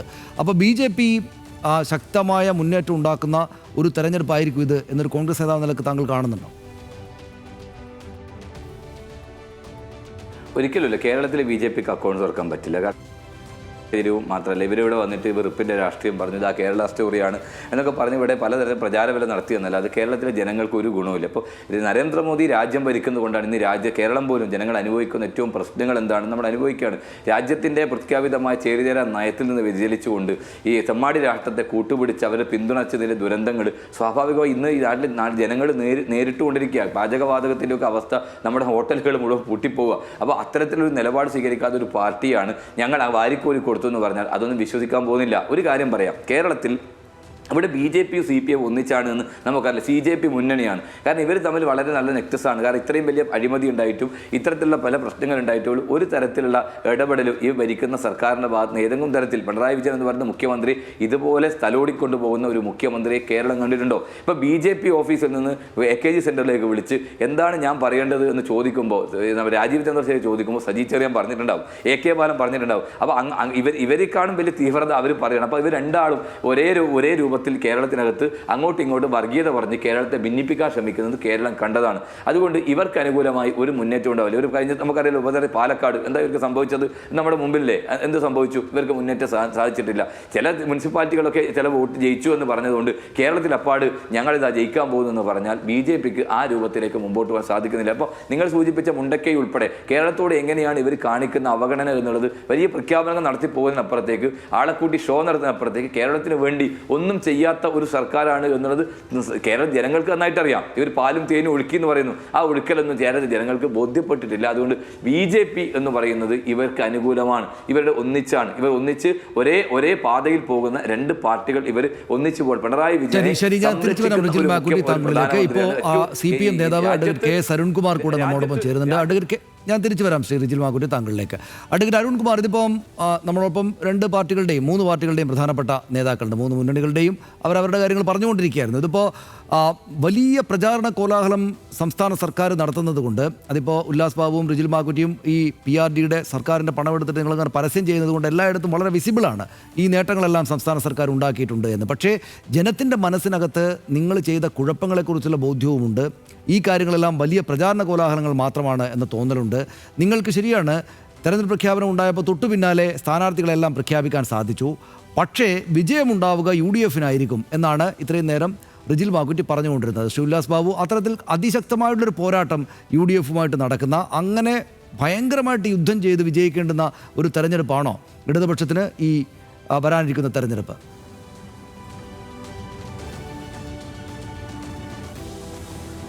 ഇവിടെ കോൺഗ്രസിൻ്റെ പ്രതിനിധി പറയുന്നത് കുറച്ച് ഞാൻ കേട്ടു. അദ്ദേഹത്തിന് സ്വപ്നം കാണുമ്പോൾ എന്തായാലും മികച്ച സ്വപ്നം തന്നെ കാണട്ടെ. ഇപ്പോൾ ഇന്ന് തെരഞ്ഞെടുപ്പ് പ്രഖ്യാപിച്ചത് വൈകുന്നേരം 4 മണിക്കാണ്. 5 മണിക്ക് തന്നെ LDFിൻ്റെ സ്ഥാനാർത്ഥിയെ പ്രഖ്യാപിച്ചു. 5:30 തന്നെ സ്ഥാനാർത്ഥിമാരുടെ റോഡ് ഷോയും പൂർത്തീകരിച്ച് വൻ സ്വീകാര്യത ഞങ്ങളുടെ സ്ഥാനാർത്ഥിമാർക്ക് കിട്ടിക്കൊണ്ടിരിക്കുകയാണ്. അതുപോലെ തന്നെ കഴിഞ്ഞ തവണ MLA ആയിരുന്നവരാണ് 60-ഓളം പേർ വീണ്ടും മത്സരിക്കുന്നത്. അതുകൊണ്ട് തന്നെ അവർ വികസന പ്രവർത്തനങ്ങളുമായിട്ട് ബന്ധപ്പെട്ട് എന്നും ജനങ്ങളെ അഭിമുഖീകരിക്കുന്നവരാണ്. അവരെ പ്രത്യേകം പരിചയപ്പെടുത്തേണ്ട കാര്യമില്ല. ഈ തെരഞ്ഞെടുപ്പ് കൈകാര്യം ചെയ്യുന്ന ഏറ്റവും ഗൗരവമായിട്ടുള്ള ഒരു രാഷ്ട്രീയ വിഷയം. ഇപ്പോൾ പലതവണ LDF കേരളത്തിൽ അധികാരത്തിൽ വന്നു, UDF അധികാരത്തിൽ വന്നു. 57-ൽ, 67-ൽ, 80-ൽ, 87-ൽ, 96-ൽ, 2006-ൽ, 2016 മുതൽ തുടർച്ചയായിട്ട് പല വികസന പ്രവർത്തനങ്ങൾ അധികാരത്തിൽ വരുന്ന ഘട്ടത്തിൽ കൊണ്ടുവന്നിരുമ്പോഴും അതിനൊരു തുടർച്ചയില്ലാത്തതിൻ്റെ ഭാഗമായി അതിൻ്റെ ഗുണഫലങ്ങൾ ജനങ്ങൾക്ക് അനുഭവിക്കാൻ കഴിഞ്ഞില്ല. ഇപ്പോൾ 2006-ലെ VS അച്യുതാനന്ദൻ ഗവൺമെൻറ് കൊണ്ടുവന്ന നിരവധി പദ്ധതികളുണ്ട്, നേട്ടങ്ങളുണ്ട്, പശ്ചാത്തല വികസന രംഗമുണ്ട്. ഇപ്പോൾ ദേശീയപാതയുടെ വീതിയുമായി ബന്ധപ്പെട്ടുള്ള ചർച്ചയും ഇടപെടലും എല്ലാം തുടങ്ങിയത് ആ കാലഘട്ടത്തിലാണ്. പക്ഷേ വീണ്ടും 2011-ൽ UDF ഗവൺമെൻറ് വന്നപ്പോൾ അതിന് തുടർച്ചയില്ലാതെ പോയി. ഇപ്പോൾ KRailന്റെ ആശയം ഏറ്റവും ആദ്യം വന്നത് 2009-ലെ ബജറ്റിൽ പണം മാറ്റിവെച്ചുകൊണ്ടാണല്ലോ. പക്ഷേ 2016 മുതൽ അങ്ങനെയല്ല. തുടങ്ങിയ വികസന പ്രവർത്തനങ്ങൾക്ക് 2021-ൽ തുടർച്ച കിട്ടുകയാണ്. ആദ്യത്തെ 5 വർഷം കൊണ്ട് 2 ലക്ഷം പേർക്കാണ് വീട് കൊടുക്കാൻ കഴിഞ്ഞതെങ്കിൽ ആ 10 വർഷമായപ്പോൾ അത് 5 ലക്ഷം ലൈഫ് വീടായിട്ട് മാറുകയാണ്. ആദ്യത്തെ 5 വർഷം കൊണ്ട് 1.25 ലക്ഷം പേർക്കാണ് പട്ടയം കൊടുത്തതെങ്കിൽ അത് 10 വർഷമായപ്പോൾ 4,20,000 പേർക്കായിട്ട് മാറുകയാണ്. ആദ്യത്തെ 5 ലക്ഷം പേർക്ക് 5 വർഷം കൊണ്ട് 1.25 ലക്ഷം പേർക്കാണ് സർക്കാർ ജോലി കൊടുത്തതെങ്കിൽ ഇപ്പോൾ അത് 10 വർഷം കൊണ്ട് അത് 3.5 ലക്ഷം കവിഞ്ഞിരിക്കുന്നു. അങ്ങനെ എല്ലാ മേഖലയിലും, കാർഷിക മേഖലയിൽ, വ്യവസായ മേഖലയിൽ, എല്ലാ ഉന്നത വിദ്യാഭ്യാസ രംഗത്തെല്ലാം മാത്രമല്ല ആ ഭരണത്തിന്റെ തുടർച്ചയുടെ നേട്ടം ഈ കേരളത്തിലെ ജനങ്ങൾ അനുഭവിക്കുകയാണ്. ആ തുടർച്ച ഉണ്ടാകുമ്പോൾ വൻ എണ്ണത്തിലേക്ക് ഇത്തരത്തിലുള്ള വികസന പ്രവർത്തനങ്ങളുടെ ക്വാണ്ടിറ്റിയും ക്വാളിറ്റിയും കൂടുന്നത് നമ്മൾ കാണുകയാണ്. അതുകൊണ്ട് ജനങ്ങൾ ആഗ്രഹിക്കുന്നത്, ജനങ്ങൾ ചിന്തിക്കുന്നത് ഈ വികസന പ്രവർത്തനങ്ങൾക്ക് തുടർച്ച വേണോ, അതോ ഞങ്ങൾ UDF അധികാരത്തിൽ വന്നാൽ ലൈഫ് മിഷൻ പിരിച്ചുവിടും, ഞങ്ങൾ UDF അധികാരത്തിൽ വന്നാൽ പൊതുവിദ്യാഭ്യാസ യജ്ഞം അവസാനിപ്പിക്കും, ഞങ്ങൾ UDF അധികാരത്തിൽ വന്നാൽ ആദരം പദ്ധതി അവസാനിപ്പിക്കും, ഞങ്ങൾ UDF അധികാരത്തിൽ വന്നാൽ കേരള ബാങ്ക് പിരിച്ചുവിടും എന്ന് പത്രസമ്മേളനം നടത്തി പ്രഖ്യാപിക്കുന്ന UDF കൺവീനറുടെ വാചകം അങ്ങ് പൂർത്തീകരിക്കപ്പെട്ടാൽ ഈ കേരളത്തിന്റെ സ്ഥിതി എന്താകുമായിരുന്നു? അതുപോലെ തുരങ്കപാത ഞങ്ങൾ ഒരിക്കലും അനുവദിക്കില്ല. ദേശീയപാത പൂർത്തീകരിച്ച് കമ്മീഷൻ ചെയ്യാൻ കഴിയുമെന്ന് പിണറായി വിജയ താങ്കൾ ഒരിക്കലും ആഗ്രഹിക്കേണ്ട എന്ന് കെ മുരളീധരനും അതുപോലെ തന്നെ കെ സുധാകരനും അടക്കമുള്ളവർ പരസ്യമായിട്ട് പ്രഖ്യാപിക്കുകയാണ്. ഒരു കപ്പൽ പോയിട്ട് ഒരു ബോട്ട് പോലും ഈ വിഴിഞ്ഞം പദ്ധതിയുടെ ഭാഗമായി വരില്ല എന്ന് പരസ്യമായി പ്രഖ്യാപിക്കുകയാണ്. ഒരു ക്രെയിൻ വരുമ്പോൾ ഉദ്ഘാടനം മാമാങ്കം നടത്താൻ നാണമില്ലേ എന്ന് ചോദിക്കുകയാണ്. എന്നാൽ 17 വർഷം മുമ്പ് വിഴിഞ്ഞം പദ്ധതി നേരത്തെ പൂർത്തീകരിക്കുന്നത് നമ്മൾ കണ്ടുകൊണ്ടിരിക്കുകയാണ്. അതുപോലെ ദേശീയപാത കൃത്യമായിട്ട് പൂർത്തീകരിച്ചുകൊണ്ടിരിക്കുന്നു. തീരദേശ ഹൈവേ, മലയോര ഹൈവേ, ജലമെട്രോ, AI camera, K phone, 55,000 class മുറികൾ ഹൈടെക് ആയി മാറുന്നു. അതുപോലെ ജനങ്ങളെ ഞെട്ടിപ്പിക്കുന്ന തരത്തിൽ ആരോഗ്യ മേഖലയിലെ നേട്ടങ്ങൾ. അതുകൊണ്ട് ഈ വികസന ഈ ക്ഷേമ പദ്ധതികൾ, ഈ പശ്ചാത്തല വികസന പദ്ധതികളുടെ തുടർച്ചയാണ് ജനങ്ങൾ ആഗ്രഹിക്കുന്നത്. കാരണം സർജറി ചെയ്ത ആളെ വയറ്റിൽ കത്രിക കയറ്റി വെക്കുന്നതാണ് ഞെട്ടിക്കല്. അല്ല, എന്നാലും പക്ഷേ ശ്രീ റിജിൽ മാക്കുട്ടി, രാഷ്ട്രീയമായിട്ടുള്ള ആരോപണങ്ങളൊക്കെ അങ്ങോട്ടും കൊണ്ടുണ്ടാവും. പക്ഷേ ഈ പറയുന്നത് പോലെ ഈ പറയുന്ന ഹൈവേ ആണെങ്കിലും ഈ തുരങ്കപാതയുടെ തുടക്കമാണെങ്കിലും മനുഷ്യർക്ക് വളരെ വിസിബിളായിട്ട് അവർക്ക് മുന്നിൽ കാണാവുന്ന കുറേയേറെ കാര്യങ്ങൾ ഈ ഇടതുപക്ഷ സർക്കാർ ചെയ്തു. ഇപ്പോൾ 10 വർഷത്തിനപ്പുറത്താണ് ഒരു UDF സർക്കാർ ഇവിടെ ഉണ്ടായിരുന്നത്. അപ്പോൾ സ്വാഭാവികമായിട്ടും കാണിച്ചു കൊടുക്കാൻ പ്രത്യേകിച്ചൊന്നും ഇല്ലാത്ത, എന്ന് വെച്ചാൽ ഒന്നും UDF സർക്കാർ ചെയ്തിട്ടില്ല എന്നല്ല, പക്ഷേ 10 കൊല്ലത്തിനപ്പുറത്ത് മാത്രമുള്ള കോൺഗ്രസിനെ ഇവർ ഈ പറയുന്ന അഡ്വക്കേറ്റ് അരുൺകുമാർ പോലെ എത്രയോ നേതാക്കൾ എല്ലായിടത്തും ചെന്ന് ഇത് പറയുകയാണല്ലോ, പരസ്യം അങ്ങനെയുമുണ്ട്. അപ്പോൾ അത് തെരഞ്ഞെടുപ്പിൽ ജനം LDFനെ തന്നെ അങ്ങ് സെലക്ട് ചെയ്തേക്കാം എന്ന് വിചാരിക്കാൻ കാരണമാകില്ലേ ശ്രീ റിജിൽ? ശ്രീ സനീഷേ, കേരളത്തിലെ ജനങ്ങൾ വിഡ്ഢികളൊന്നുമല്ല. ഈ ഒരു 3 മാസം മുമ്പ് ഇതൊക്കെ പറഞ്ഞിരുന്നു. ഇതേ PRD വർക്ക് നടത്തിയിരുന്നു. ഇതേ തുരങ്കപാതയും ഇതേ പറയുന്ന റോഡും ഈ പറയുന്ന ആശുപത്രിയെക്കുറിച്ചും ആരോഗ്യരംഗത്തെക്കുറിച്ചും വലിയ പൊടുത്തിപ്പാടിയിരുന്നു. എന്നിട്ട് എന്തായി? കേരളത്തിൽ സമീപകാലത്ത് ഇല്ലാത്ത നേട്ടമാണ് ഞങ്ങൾ നേടിയത്. ഇത്രയൊക്കെ വാരിക്കോല് കൊടുത്തെങ്കിൽ ജനങ്ങൾ ചെയ്യൂലേ? ഞാൻ ഒരു കാര്യം പറയാം. എന്താ കാര്യം? ഈ ചക്ക വീണ് മോല് ചത്തു എന്ന് പറയുമ്പോൾ ഒരു തവണ കൊറോണ ആനുകൂല്യത്തിൽ കയറിയതാ. ജനങ്ങൾക്ക് മടുത്തിട്ടുണ്ട്. ഈ വിലക്കയറ്റം കൊണ്ട് ഈ നാട്ടിലെ അവസ്ഥ എന്താ ശ്രീ സനീഷ? നിങ്ങൾ പരിശോധിക്കുക. ഞങ്ങൾ 5 വർഷമൊക്കെ ഭരിക്കുമ്പോൾ കണ്ണൂർ എയർപോർട്ട് 90% പൂർത്തിയാക്കിയതാ. മെട്രോ ഞങ്ങളുടെ സ്വപ്നമായിട്ട് ഞങ്ങളതിൻ്റെ 90% പൂർത്തിയാക്കിയതാ. ഈ വിഴിഞ്ഞം പോർട്ടിനെതിരായി എന്തെല്ലാം പ്രചാരപരം നടത്തിയിരുന്നു. എത്ര കോടിയുടെ ആരോപണം അന്നത്തെ പാർട്ടി സെക്രട്ടറി പിണറായി വിജയൻ ഉന്നയിച്ചത്, ദേശാഭിമാനി ഉന്നയിച്ചത്. ഞങ്ങൾ 5 വർഷം കൊണ്ട് തുടങ്ങിയ പദ്ധതികൾ 10 വർഷമായി ഇവർ ഭരിക്കുന്നത്. എന്നിട്ട് ഒച്ചിൻ്റെ വേഗത്തിലാണ് ഈ കാര്യങ്ങൾ പോയത്. എന്നിട്ട് ഞങ്ങൾ നടപ്പാക്കിയെന്ന് പറയുമ്പോൾ കേരള ജനങ്ങൾ ഇതൊക്കെ കാണുന്നുണ്ട്. നിങ്ങൾ പറഞ്ഞ എല്ലാ കാര്യങ്ങളും 3 മാസത്തിന് മുമ്പ് തന്നെ ജനങ്ങൾ അംഗീകരിച്ചിട്ടില്ല.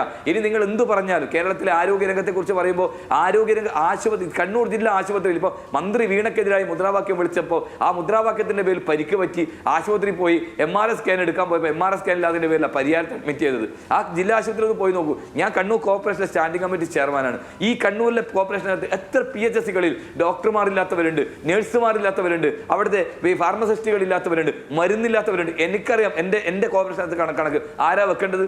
ആരോഗ്യരംഗ ഹൈടെക് ആണെങ്കിൽ ഈ രൂപത്തിൽ ഇല്ലാതിരിക്കുമോ? സർജറി കഴിഞ്ഞ് ആശുപത്രിയിൽ ആ സർജറിക്ക് വേണ്ട എക്യുപ്മെന്റ്സ് ഇല്ലാതിന്റെ പേരിൽ ഇടതുപക്ഷക്കാരനായ ഒരു ഡോക്ടറല്ലേ മുഖപുസ്തകത്തിലൂടെ ഈ നാടിനെ അറിയിച്ചത്? എന്തേ ആ കാര്യങ്ങളൊക്കെ അവിടെ ഉണ്ടായിട്ടുണ്ടോ? പല ആശുപത്രിയിലെ സ്ഥിതി എന്താ നിങ്ങൾ പരിശോധിക്കണം. ഓരോ ദിവസം മെഡിക്കൽ കോളേജുകളിൽ വരുന്ന വാർത്തകൾ എത്ര വേദനാജനകമല്ലേ? എന്താ അവസ്ഥ? അപ്പോൾ അത്രയും നമ്പർ 1 ആരോഗ്യരംഗമാണോ? ഞാൻ വിലക്കയറ്റ ഒരു ഭാഗത്ത് പട്ടാപ്പകലിൽ ഇന്നലെ കരുനാഗപ്പള്ളിയിൽ നിന്ന് ഒരാളെ വെട്ടിക്കൊന്നത് എത്ര ക്രൂരമായിട്ടാണ്. കേരളത്തിലെ ആഭ്യന്തര രംഗത്തെക്കുറിച്ച് നിങ്ങൾ പറയും. കള്ളന്മാർക്കും കൊള്ളക്കാർക്കും എല്ലാ സംവിധാനമുണ്ട്. ശബരിമല അയ്യപ്പന്റെ സ്വർണം കട്ടുമായി ബന്ധപ്പെട്ട് ജയിലിൽ കിടന്നവരാരാണ്? ഇവരല്ലേ, ഈ ആളുകളല്ലേ ജയിലിൽ കിടന്നത്? എന്ത് നടപടിയെടുത്തത്? പാർട്ടി ഏൽപ്പിച്ച എല്ലാ ഉത്തരവാദിത്തത്തിന്റെ ഭാഗമായി സർക്കാരിന്റെ ഭാഗമായി കൊള്ള നടത്തിക്കൊണ്ടിരിക്കുന്നത് കൊള്ള സർക്കാരാണെന്ന് കേരളത്തിലെ ജനങ്ങൾക്ക്, അരിയാഹാരം കഴിക്കുന്ന ജനങ്ങൾക്ക് കൃത്യമായി ബോധ്യമുണ്ട്. അതുകൊണ്ട് നിങ്ങൾ PRDയിലൂടെ നിങ്ങൾ വലിയ പൈസ തള്ളി, വലിയ പ്രചാരവേല നടത്തി, വലിയ ഓർഡിങ്സ് വെച്ച്, വലിയ ഫ്ലക്സ് വെച്ചത് കൊണ്ടൊന്നും കേരള ജനങ്ങൾ നിങ്ങൾക്കെതിരായി വോട്ട് ചെയ്യാൻ പോകും. നിങ്ങൾക്കെതിരായി തന്നെ വോട്ട് ചെയ്യും. നിങ്ങൾക്ക് അനുകൂലമായി അവരൊരിക്കലും വോട്ട് ചെയ്യില്ല എന്നുള്ളത് താങ്കളിലേക്ക് വരാം. ഒറ്റ ചോദ്യം കൂടെ അരുൺകുമാറിനോട് ചോദിച്ചതിന് ശേഷം, നേരത്തെ ചർച്ചയുടെ ഭാഗമായിരുന്നല്ലോ, ഞാൻ താങ്കളിലേക്ക് വരാം. ശ്രീ റിജിൽ മാക്കുട്ടി, ഇവിടെ ശ്രീ അഡ്വക്കേറ്റ് അരുൺകുമാർ, ഇതിപ്പോൾ സർക്കാർ 2 തവണയായിട്ട് ഭരിക്കുന്നതുകൊണ്ടൊക്കെ ഈ ഭരണതലത്തിലൊക്കെ നിറയെ പിടിപാടും ആ തരത്തിൽ നിറയെ പണം ചെലവഴിക്കാൻ PRDയുടെ കൈവശം കൊടുക്കുകയും മറ്റും ചെയ്തുകൊണ്ട് ഈ കാര്യങ്ങൾ ഇങ്ങനെ പ്രചരിപ്പിക്കുക എന്നല്ലാതെ, പക്ഷേ റിജിൽ മാക്കുറ്റി പറഞ്ഞ ഈ കാര്യങ്ങളുണ്ടല്ലോ, അത് പറയാനുള്ള ആളുകൾ കോൺഗ്രസിൻ്റെ ഭാഗത്തുണ്ട്, UDFൻ്റെ ഭാഗത്തുണ്ട് എന്ന് മാത്രമല്ല ജനം അത് ഉള്ളിൽ വെച്ചിരിക്കുകയാണ് എന്നാണ്. അതായത് നമ്മളിപ്പോൾ വിസിബിളായിട്ട് ഭയങ്കരമായിട്ട് ഗംഭീരമായിട്ട് ഈ പരസ്യം മുഴുവൻ കാണുന്നത് കൊണ്ട് ഇതെല്ലാം ശരിയാണല്ലോ എന്ന് തോന്നുമെങ്കിലും, പക്ഷേ LDF സർക്കാരിനെതിരായിട്ടുള്ള റിജിൽ മാക്കുറ്റി ഇപ്പോൾ പറഞ്ഞ കാരണങ്ങൾ വെച്ചുള്ള ഒരു തരം വിദ്വേഷം, ഇവരെ ഒഴിവാക്കണമെന്നുള്ളൊരു മടുപ്പ് ഈ ജനത്തിൻ്റെ ഉള്ളിലുണ്ടെന്നാണ് റിജിൽ പറയുന്നത്.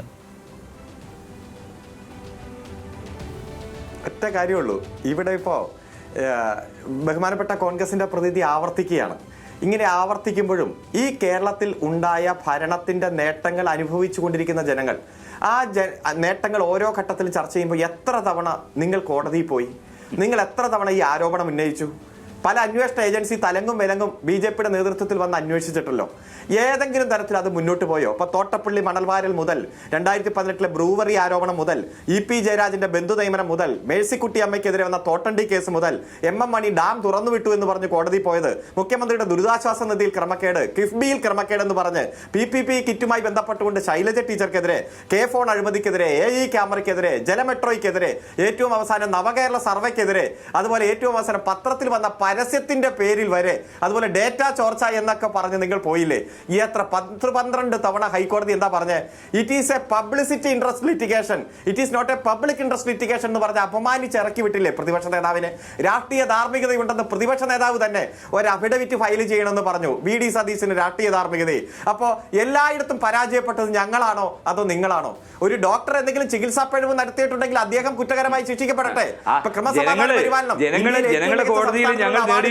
ചില ഗുണ്ടകൾ ആക്രമണം നടത്തിയെങ്കിൽ ഒറ്റ അതോടെ പറഞ്ഞ് ഞാൻ അവസാനിപ്പിക്കാം. എന്താ 1.5 വർഷം മുമ്പ് ലോക്സഭാ തെരഞ്ഞെടുപ്പ് 110 സീറ്റിൽ നിങ്ങൾ ലീഡ് ചെയ്തില്ലേ? 110 നിയമസഭാ മണ്ഡലങ്ങളിൽ. ഈ പഞ്ചായത്ത് തെരഞ്ഞെടുപ്പ് വന്നപ്പോൾ നിങ്ങളത് 81 ചുരുങ്ങി. എത്രയാ? 29 നിങ്ങളുടെ കുറഞ്ഞു മണ്ഡലം. ഞങ്ങൾ വെറും 19 നിന്ന് 57 മാറി. 9 സീറ്റുകളിലുണ്ടായിരുന്ന 11 സീറ്റിലുണ്ടായിരുന്ന BJP 2 ചുരുങ്ങി. ഈ കേരളത്തിൽ 10,000 വോട്ടിന്റെ വ്യത്യാസമുള്ള 39 മണ്ഡലമുണ്ട്. 10,000 വോട്ട് എന്ന് പറഞ്ഞാൽ 5,000 വോട്ട് മറിഞ്ഞാൽ മതി. അതായത് ഞങ്ങളുടെ 57 അങ്ങ് 110 ആകാൻ വലിയ താമസമൊന്നും വേണ്ട. പക്ഷെ അരുൺകുമാർ ആ കണക്ക് പറയുമ്പോൾ പക്ഷേ ലോക്കൽ ബോഡി ഇലക്ഷനിൽ അവർക്ക് 80-79 സീറ്റുണ്ട്. 80-79 സീറ്റുണ്ട് അവർക്ക് നിയമസഭ കണക്ക് വെച്ച് നോക്കുകയാണെങ്കിൽ, തദ്ദേശ തെരഞ്ഞെടുപ്പ് വെച്ച് നോക്കുകയാണെങ്കിൽ. അടുക്കൽ അരുൺകുമാർ അല്ല ഞാൻ പറഞ്ഞല്ലോ, ജില്ലാ പഞ്ചായത്തിന്റെ പൊളിറ്റിക്കൽ വോട്ട് വെച്ച് നോക്കുമ്പോഴും 1.5 വർഷം മുമ്പ് ഉണ്ടായിരുന്ന 110 അവർ ചുരുങ്ങിയാണ് ചെയ്തത്. ഞങ്ങൾ 19 കൊല്ലം, നിങ്ങൾ നിങ്ങൾ BJPക്ക് ഒരു കോർപ്പറേഷൻ കൊടുത്തു. നിങ്ങൾ BJPക്ക് ഒരു കോർപ്പറേഷൻ കൊടുത്തു. റിജിൽ, നിങ്ങൾ കേൾക്കൂ, ഞാൻ ഒരേ സമയത്ത് രണ്ടുപേര് പറഞ്ഞാൽ ഒരേ സമയത്ത് രണ്ടുപേര് പറഞ്ഞാൽ ആർക്കും കേൾക്കാൻ കഴിയില്ല. ഞാൻ തർക്കിക്കാനൊന്നുമല്ല. ഇവിടെ 110 നിന്ന് 81 നിങ്ങൾ ചുരുങ്ങുകയും 19 നിന്ന് 57 ഞങ്ങൾ ഉയരുകയും ചെയ്യുമ്പോൾ ലോക്സഭാ തെരഞ്ഞെടുപ്പ് ഞങ്ങൾക്കുണ്ടായ എതിർപ്പിൽ നിന്ന് വലിയ മാറ്റം ഞങ്ങൾക്ക് സൃഷ്ടിക്കാൻ കഴിഞ്ഞു. ഈ കഴിഞ്ഞ 6 മാസത്തിനുള്ളിൽ കേരളത്തിൽ നടന്ന വികസന പ്രവർത്തനങ്ങളുടെ പൂർത്തീകരണം, അതുപോലെ പെൻഷൻ 2000 രൂപയാക്കി വർദ്ധിപ്പിച്ചത്, 1 രൂപ കുടിശ്ശികയില്ല. താങ്കളൊന്ന് നോക്ക്. പവർ കട്ടില്ലാത്ത 10 വർഷം, അഴിമതിയില്ലാത്ത 10 വർഷം, വർഗീയ കലാപങ്ങളില്ലാത്ത 10 വർഷം, നിയമന നിരോധനമില്ലാത്ത 10 വർഷം, പൊതുമേഖലാ സ്ഥാപനങ്ങൾ 1 പോലും വിറ്റഴിക്കാത്ത 10 വർഷം, ട്രഷറികൾ അടച്ചുപൂട്ടാത്ത 10 വർഷം, അതുപോലെ ക്ഷേമ പദ്ധതി കുടിശ്ശിക വരാത്ത 10 വർഷം, റേഷൻ കട ഒരു തരത്തിലും റേഷൻ മുടങ്ങാത്ത 10 വർഷം, സ്കൂളുകൾ അടച്ചുപൂട്ടാത്ത 10 വർഷം, പാഠപുസ്തകം വിതരണം ചെയ്യുമ്പോൾ എന്തിനാ 3 മാസം മുമ്പ് പാഠപുസ്തകം കൊടുക്കണം? വർക്ക് എടുക്കുന്നില്ല. ശ്രീ സനീഷേ, വർക്കുകൾ ഏറ്റെടുക്കാൻ കോൺട്രാക്ടർമാർ തയ്യാറാകുന്നില്ല. ഞാനൊരു ജനപ്രതിനിധിയാണ്. എന്തുകൊണ്ടാണ് എടുത്ത പണിക്ക് കൃത്യമായി ചെക്ക് മാറാൻ പറ്റാത്ത അവസ്ഥയിലേക്ക് എത്തിയിരിക്കുക നിങ്ങളുടെ ഭരണത്തിന്റെ ഭാഗമായിട്ട്? എന്നിട്ട് ട്രഷറി പൂട്ടിയില്ല എന്ന് പറയുന്നത് 1 ലക്ഷം കോടി രൂപയാണ് കേരളത്തിലെ അധ്യാപകർക്ക്, ജീവനക്കാർക്ക് ഉൾപ്പെടെ പെൻഷൻ കൊടുക്കാനുള്ളത്. ഇതിനകത്ത് ഒരു നിമിഷം റിജിലെ, ഒരു നിമിഷം ഞാൻ താങ്കളിലേക്ക് വരാൻ. അടുക്കൽ അരുൺകുമാർ താങ്കളിലേക്ക് ഞാൻ വരാം. അപ്പോൾ ഉല്ലാസ് ബാബു കൂടെ നമ്മോടൊപ്പം ഉണ്ടല്ലോ. ഉല്ലാസ് ബാബു, ഇതാണ് ഇതിൻ്റെ പ്രശ്നം. അതായത് കേരളത്തിൽ ഞാൻ നേരത്തെ പറഞ്ഞതുപോലെ LDF UDF തമ്മിൽ അതിശക്തമായിട്ടുള്ള പോരാട്ടമാണ്. അവർക്ക് പരസ്പരം അങ്ങോട്ടും ഇങ്ങോട്ടും പറയാനുള്ള കാരണങ്ങളുണ്ട്. പക്ഷേ നമ്മൾ BJPയുടെ ഭാഗത്ത് നിന്ന്, അല്ലെങ്കിൽ നമ്മളൊരു സാധാരണ വോട്ടറുടെ ഭാഗത്ത് നിന്ന് നോക്കുമ്പോൾ കേരളം മുഴുവൻ കാണുന്നത് ഈ ഇപ്പോൾ അഡ്വക്കേറ്റ് അരുൺകുമാർ പറഞ്ഞ ഈ കാര്യമാണ്. അവർക്ക് ഫോട്ടോസ് ഉണ്ട്, അവർ പരസ്യങ്ങൾ വെച്ചിട്ടുണ്ട്, അവർ വീഡിയോ കാണിക്കുമ്പോൾ ഇപ്പോൾ പെരുമ്പളം പാലം എന്നവർ പറയുമ്പോൾ അതവിടെ ഉണ്ട്.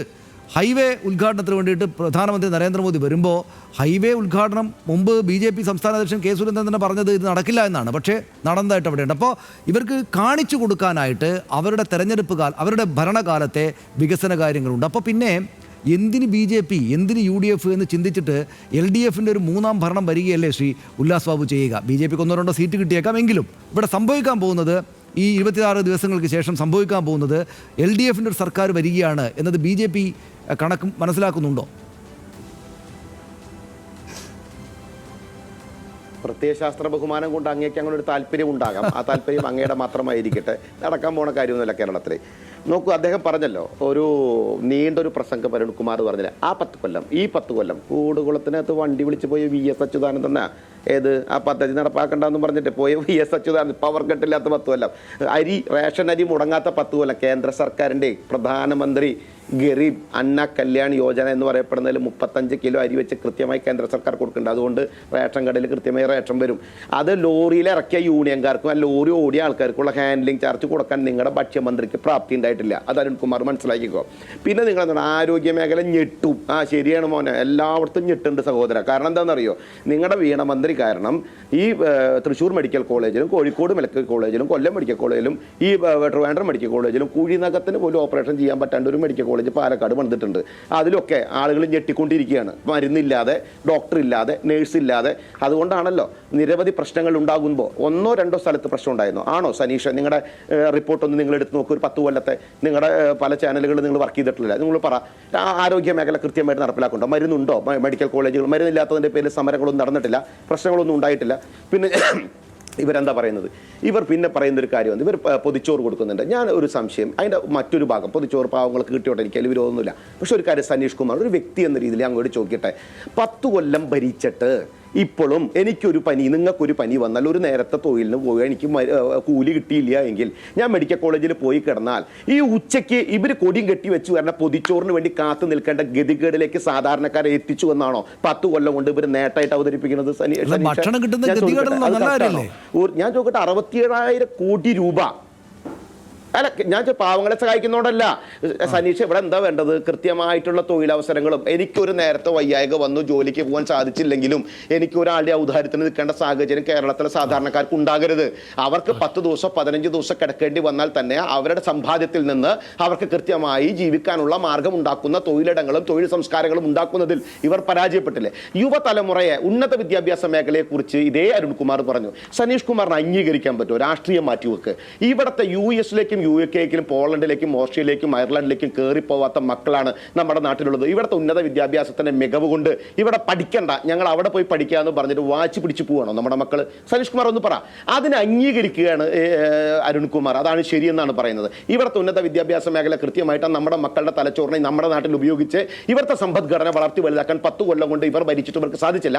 നവകേരള ജാഥയിൽ ഇവർ നടത്തിയത് ഇവർക്ക് 1.25 ലക്ഷം പരാതി കിട്ടി. 10 കൊല്ലം കൊണ്ട് 1.25 ലക്ഷം പരാതി ഉണ്ടാക്കിയെന്നല്ലാതെ ഇവർ എന്താണ് ചെയ്തത്? സനീഷ് ഞാൻ ചോദിക്കട്ടെ, തിരുവനന്തപുരം മുതൽ സനീഷിന്റെ ക്യാമറാമാൻ വരെ വർക്ക് ചെയ്യിച്ചോ? തിരുവനന്തപുരം, കൊല്ലം, കോട്ടയം റെയിൽവേ സ്റ്റേഷൻ ഒന്ന് നോക്ക്, ട്രെയിൻ ഒന്ന് നോക്ക്. വന്ദേ ഭാരത് നമ്മൾ ഒരുമിച്ച് യാത്ര പോണ നമ്മളൊക്കെ പോയിട്ടുള്ളതല്ലേ? എന്താ മോശമാണോ റെയിൽവേ സ്റ്റേഷന്റെ പ്രവർത്തനങ്ങൾ? റെയിൽവേ സ്റ്റേഷൻ മികച്ചതാക്കുന്നത് മോശമാണോ? കേന്ദ്ര സർക്കാർ കൃത്യമല്ലേ? ഹൈവേ വികസനത്തിന്റെ ഭാഗമായി 1,40,000 കോടി രൂപ അത് ഗ്രാമീണ റോഡുകൾക്ക് പദ്ധതിയുടെ ഭാഗമായിട്ട് കേന്ദ്ര സർക്കാർ കോടിക്കണക്കിന് രൂപ ചെലവഴിച്ച രാഷ്ട്രീയം നടത്തിയതാരാ? ഇവരാണ്. ബോർഡ് വെക്കാൻ പിടിച്ചിട്ടുണ്ടായിട്ടില്ല. ഇവരുടെ സർക്കാരിനെ കൊണ്ട് സനീഷ് ഒരു മിനിറ്റ്, അവര് പറയുമ്പോൾ ഇടപെട്ടില്ലല്ലോ. അവര് പറയുമ്പോൾ ഇടപെട്ടില്ലല്ലോ. ഞാനൊരു കാര്യം ചോദിക്കട്ടെ, ഇവരുടെ സർക്കാരിനെ കൊണ്ട് ആകെ ചെയ്യാൻ പറ്റിയ എന്താണെന്ന് അറിയാം? നമ്മുടെ ഗുർനാനി വെള്ളല്ലേ, ഗുർനാനി വെള്ളത്തിന് പേരിടാൻ ജനങ്ങളെ കൊണ്ട് ചെയ്യിച്ചു. പ്രബുദ്ധ മലയാളിയെ കൊണ്ട് മദ്യത്തിന് പേരിടാൻ കഴിവുള്ള ഏക സർക്കാർ ഇവരുടെ സർക്കാർ തന്നെയാണ്. മിന്നൽ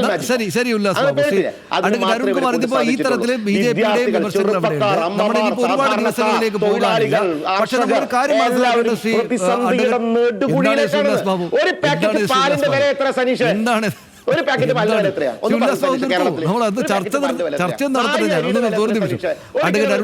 ഇവരുടെ പ്രധാനപ്പെട്ട സ്ഥാനാർത്ഥികൾ വരാൻ വേണ്ടി പോവാണ്. UDFന്റെ ഏറ്റവും ശക്തരായിട്ടുള്ള കോൺഗ്രസിന്റെ നേതാക്കളാണ് വരാൻ പോകുന്നത്. അപ്പോൾ നമ്മൾ 26 ദിവസം മാത്രമേ ഉള്ളൂ. ഇത്രയും കാലം പറഞ്ഞ കാര്യങ്ങൾ മാത്രമല്ല, മറ്റുള്ള കാര്യങ്ങൾ കൂടെ പരിശോധിക്കപ്പെടും. ഇപ്പോൾ LDF പറയുന്നത് മാത്രം പൂർണ്ണമായിട്ട് അങ്ങോട്ട് ആവാഹിച്ചെടുത്തിട്ട് ജനം എല്ലാവരും വന്നങ്ങ് വോട്ട് ചെയ്യുമെന്ന് വിചാരിക്കേണ്ടതില്ല. അവരുടെ അങ്ങേയറ്റം ശക്തരായിട്ടുള്ള സ്ഥാനാർത്ഥികളാണ് എല്ലാ മണ്ഡലങ്ങളിലേക്കും വരുന്നത്. ഈ നാളെ മുതൽ ചൊവ്വാഴ്ചയും തിങ്കളാഴ്ചയായിട്ട് BJPയുടെയും കോൺഗ്രസിൻ്റെയൊക്കെ സ്ഥാനാർത്ഥികൾ വരും. അപ്പോൾ എത്രമാത്രം മുന്നോട്ട് പോകാമെന്ന പ്രതീക്ഷയാണ് താങ്കളുടെ പാർട്ടിക്കുള്ളത്? നമുക്കിത് ആ ചർച്ച അവസാന ഭാഗത്തേക്ക് കൊണ്ടുപോകാം, സമയം കഴിഞ്ഞു. യെസ്, ഞാൻ എൻ്റെ അനുവദിച്ച ചെറിയ സമയത്തിനുള്ളിൽ വികസന നേട്ടങ്ങൾ പറയുമ്പോൾ കോൺഗ്രസിന്റെ ബഹുമാനപ്പെട്ട പ്രതിനിധിയുടെ അസഹിഷ്ണുതയും ഇടപെടലും അങ്ങ് ശ്രദ്ധിച്ചില്ലേ? ഇപ്പോഴും അദ്ദേഹം ഇടപെടും. ഇത് തന്നെയാണ് കേരളത്തിൽ ആകമാനം UDF ചെയ്യുന്നത്. ഒരൊറ്റ വികസന പ്രവർത്തനങ്ങളും ചർച്ചയാകരുത്. പ്രത്യേകിച്ച് 10 വർഷം മുമ്പുള്ള കേരളത്തെക്കുറിച്ച് ഉപമിക്കരുത്. 10 വർഷത്തിന് മുമ്പുള്ള കേരളത്തെക്കുറിച്ച് ഒരക്ഷരം ഉരിയാടരുത്. ഉരിയാടിയ ഞങ്ങൾ ആ പത്രം വലിച്ചു കീറും, അല്ലെങ്കിൽ ആ ചാനൽ ആക്രമിക്കും, അല്ലെങ്കിൽ CPM പ്രതിനിധികളെ സംസാരിക്കാൻ അനുവദിക്കില്ല. അതുകൊണ്ട് തന്നെയാണ് ഞാൻ മിണ്ടാതിരുന്നത്. ഇവർ പറഞ്ഞോട്ടെ, 10 വർഷം മുമ്പുള്ള കാര്യങ്ങൾ ഞങ്ങൾ പറയാൻ അനുവദിക്കാതിരിക്കുമ്പോൾ എന്ത് പ്രശ്നം ഉണ്ടായിക്കോട്ടെ. ഇവിടെ ചോദിക്കലോ, ആരോഗ്യ മേഖലയാണ് പറയണേ. സർജിക്കൽ ഇറർ എത്രയാ? 10% ദേശീയ തലത്തിൽ, ആഗോളതലത്തിലെല്ലാം. ഇവിടെ എത്രയാ? 0.002. ഏതെങ്കിലും ഡോക്ടർ ഒരു സർജിക്കൽ ഇറർ, മെഡിക്കൽ നെഗ്ലിജൻസ് കാണിച്ചാൽ ആരോഗ്യ മേഖല മുഴുവൻ പ്രശ്നമാണെന്നാ പറയണത്. ആ മെഡിക്കൽ കോളേജിൽ വന്ന OP ടിക്കറ്റിന്റെ എണ്ണം ഒന്ന് എടുത്തു നോക്കിയാൽ മതി. കോടിക്കണക്കിന് OP ടിക്കറ്റിന്റെ എണ്ണം കേരളത്തിന്റെ ജനസംഖ്യയായിട്ട് വെച്ച് നോക്കുമ്പോൾ ആ ശതമാനം ഒന്ന് പരിശോധിച്ചാൽ മതി. കിഫ്ബി നിങ്ങൾ എതിർത്തതല്ലേ? കിഫ്ബിയെ UDF നിങ്ങൾ BJP ആ കിഫ്ബിയുടെ ഫണ്ട് കേരളത്തിന്റെ കടമെടുപ്പ് തോതിന് പെടുത്തിയതല്ലേ? ദേശീയപാത അതോറിറ്റിക്ക് കൊടുത്ത അനുവാദം പോലും നിങ്ങൾ കിഫ്ബിക്ക് തന്നോ? 95,000 കോടി രൂപ ഇപ്പോൾ 1 ലക്ഷം കോടിയിലേക്ക് കടക്കുന്നു കിഫ്ബിയുടെ വികസന പ്രവർത്തനങ്ങൾ. അത് തന്നെയല്ലേ നമ്മൾ ഈ പെരുമ്പളം പാലം അടക്കം കാണുന്നത്? ദേശീയപാതയ്ക്ക് വേണ്ടി ഭൂമി ഏറ്റെടുത്തത്, അതുപോലെ തീരദേശ ഹൈവേ, മലയോര ഹൈവേ, അതുപോലെ ക്യാൻസർ റിസർച്ച് സെന്ററുകൾ, അവയവദാനത്തിന് വേണ്ടിയിട്ട് മഹത്തായ ഒരു ഹോസ്പിറ്റൽ തന്നെ തുടങ്ങുന്നു. ഈ ആധുനിക രംഗത്ത്, ഇത്തരത്തിൽ അടിസ്ഥാന വികസന രംഗത്ത് മാറ്റം വരുത്താൻ കിഫ്ബി ഇല്ലായിരുന്നുവെങ്കിൽ നമുക്ക് കഴിയുമായിരുന്നോ? അതുപോലെ ഉന്നത വിദ്യാഭ്യാസത്തെ പറ്റി പറയുക. ഈ കേരളത്തിൽ നിന്ന് ഉന്നത വിദ്യാഭ്യാസത്തിന് വേണ്ടി വിദേശത്തേക്ക് പോകുന്ന മറ്റ് സംസ്ഥാനങ്ങളിൽ നിന്ന് വിദേശത്തേക്ക് ഉന്നത വിദ്യാഭ്യാസത്തിന് പോകുന്ന കുട്ടികളുടെ ശതമാനം എടുത്ത് പരിശോധിക്കുക. ആദ്യത്തെ 10 സംസ്ഥാനത്തിൽ കേരളമില്ല. ഉല്ലാസ് ബാബു, താങ്കൾ എന്തിനാണ് ഞാൻ താങ്കൾക്ക് മതിയ സമയം നൽകിയല്ലേ?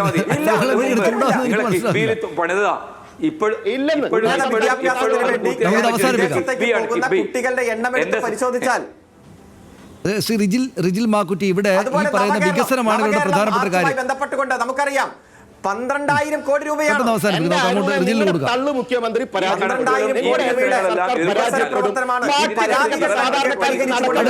താങ്കൾ പറഞ്ഞത് വ്യക്തമായിട്ടുണ്ട്. ഞാനൊന്ന് റിജിൽ മാക്കുട്ടിക്ക് സമയം കൊടുക്കണം. റിജിൽ മാക്കുട്ടി, താങ്കൾ അവസാനിപ്പിച്ചോളൂ ചർച്ച. അതായത് ഈ പറയുന്ന വികസന മുന്നേറ്റമാണ് അവരുടെ ഏറ്റവും പ്രധാനപ്പെട്ട കാര്യം.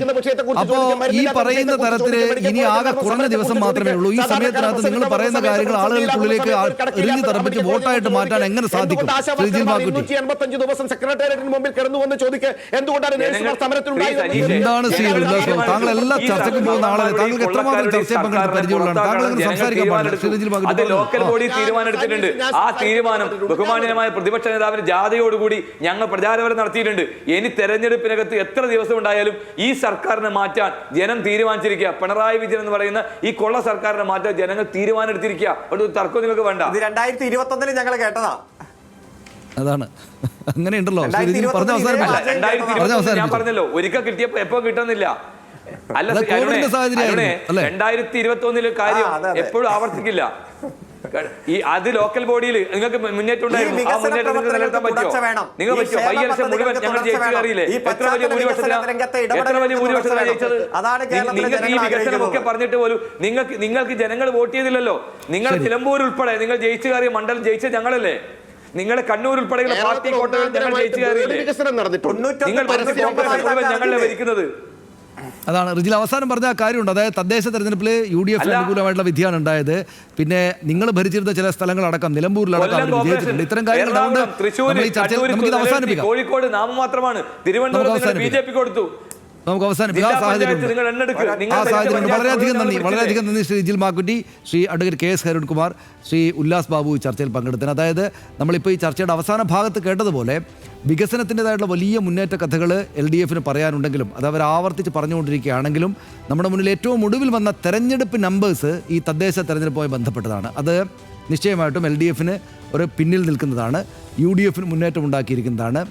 അതിനകത്ത് NDAക്കും BJPക്കും നല്ല തരക്കേടില്ലാത്തൊരു പെർഫോമൻസ് അവർ നടത്തിയിട്ടുണ്ട്. അതിനു മുമ്പ് ലോക്സഭാ തെരഞ്ഞെടുപ്പാണെങ്കിലും അങ്ങനെയായിരുന്നു. ഇത് ഈ കാലത്തിനിടയിൽ ഉണ്ടായിരിക്കുന്ന ഈ പറയുന്ന ഈ ഉപതെരഞ്ഞെടുപ്പുകളെല്ലാം UDFന് അനുകൂലമായിട്ടുള്ള സാഹചര്യങ്ങൾ പലതും വന്നിട്ടുണ്ടെന്ന കാര്യവും നമ്മൾ മറക്കരുത്. അതുകൊണ്ട് നമ്മൾ വളരെ വിസിബിളായിട്ട് വികസനത്തിൻ്റെ ആകെപ്പാടെയുള്ളൊരു ചിത്രം നമ്മൾ LDFന് അനുകൂലമായിട്ട് പ്രചാരണങ്ങളിലൂടെ കാണുമ്പോഴും അടിത്തട്ടിൽ ജനങ്ങൾക്ക് UDF-ന് ആവശ്യമുണ്ട് എന്നതാണ് റിജിൽ മാക്കുറ്റി പറയാൻ വേണ്ടി അദ്ദേഹം വിശദീകരിച്ചത്. അഡ്വക്കേറ്റ് KS അരുൺകുമാറിനെതിരെ എതിർക്കാനുള്ള എല്ലാ കാരണങ്ങളും അദ്ദേഹം മുന്നോട്ട് വെച്ചു. ഉല്ലാസ് ബാബു, നമ്മൾ പറയുന്ന 2 സീറ്റ് എന്നതിനപ്പുറത്തേക്ക് NDAക്ക് വലിയ മുന്നേറ്റം ഉണ്ടാക്കാനാകും, കേന്ദ്ര സർക്കാർ അതുപോലുള്ള കാര്യങ്ങൾ ഇവിടെ ചെയ്തിട്ടുണ്ട് എന്നാണ് പറയാവുന്നത്. നമുക്കിനിയിപ്പോൾ ഒരുപാട് ദിവസങ്ങളില്ല, ഒരുപാട് മണിക്കൂറിൽ, ഇനിയുള്ള ദിവസങ്ങളിൽ ഇതേക്കാൾ ശക്തമായിട്ടുള്ള ഈ ചർച്ചകളും മറ്റുമായിരിക്കും, അവകാശവാദ പ്രകടനങ്ങളായിരിക്കും 3 മുന്നണികളുടെയും ഭാഗത്തുണ്ടാവുക എന്ന കാര്യത്തിൽ നമുക്ക് ഉറപ്പുണ്ട്. ഇനി 23 ദിവസം മാത്രമേ ഉള്ളൂ എന്നോർക്കണം. 23 ദിവസം മാത്രമാണ് ഇത്തരം പ്രചാരണത്തിന്, ഇത്തരം വർത്തമാനങ്ങൾക്ക് നമ്മുടെ മുന്നിലുള്ളത്. 26 ദിവസം മാത്രമേ ഉള്ളൂ. 26 ദിവസം ജനം അവരുടെ സമ്മതിദാനാവകാശം വിനിയോഗിക്കും. അതിനുശേഷം 1 മാസത്തോളം കാത്തിരുന്നിട്ടാണ് നമുക്ക് വിധി അറിയാനാവുക. എന്തായാലും അതിവേഗത്തിൽ പ്രവേശിച്ചു കഴിഞ്ഞു തെരഞ്ഞെടുപ്പിൻ്റെ ചൂടിലേക്ക് 3 മുന്നണികളും എന്ന കാര്യത്തിൽ സംശയമില്ല. നാളെ തിങ്കളാഴ്ച ആദ്യഘട്ട സ്ഥാനാർത്ഥി ലിസ്റ്റ് കോൺഗ്രസ് പുറത്തിറക്കും. ചൊവ്വാഴ്ച 1ാം ഘട്ട ലിസ്റ്റ് BJP പുറത്തിറക്കും. CPM-ൻ്റെയും CPI-യുടെയും ലീഗിൻ്റെയും ഏതാണ്ട് കാര്യങ്ങളെല്ലാം പുറത്തേക്ക് വന്നിട്ടുണ്ട്. അപ്പോൾ അതുകൊണ്ട് ഇനി അങ്ങോട്ടുള്ള മണിക്കൂറുകളിൽ വളരെ സാഗൂതം, അങ്ങേറ്റം കൗതുകത്തോടും ഊർജ്ജത്തോടും കൂടിയിട്ട് തെരഞ്ഞെടുപ്പ് വേദിയിലേക്ക് നമുക്ക് പോകാം. ഈ ചർച്ചയിൽ പങ്കെടുത്തതിന് 3 പേർക്ക് നന്ദി. നമസ്കാരം.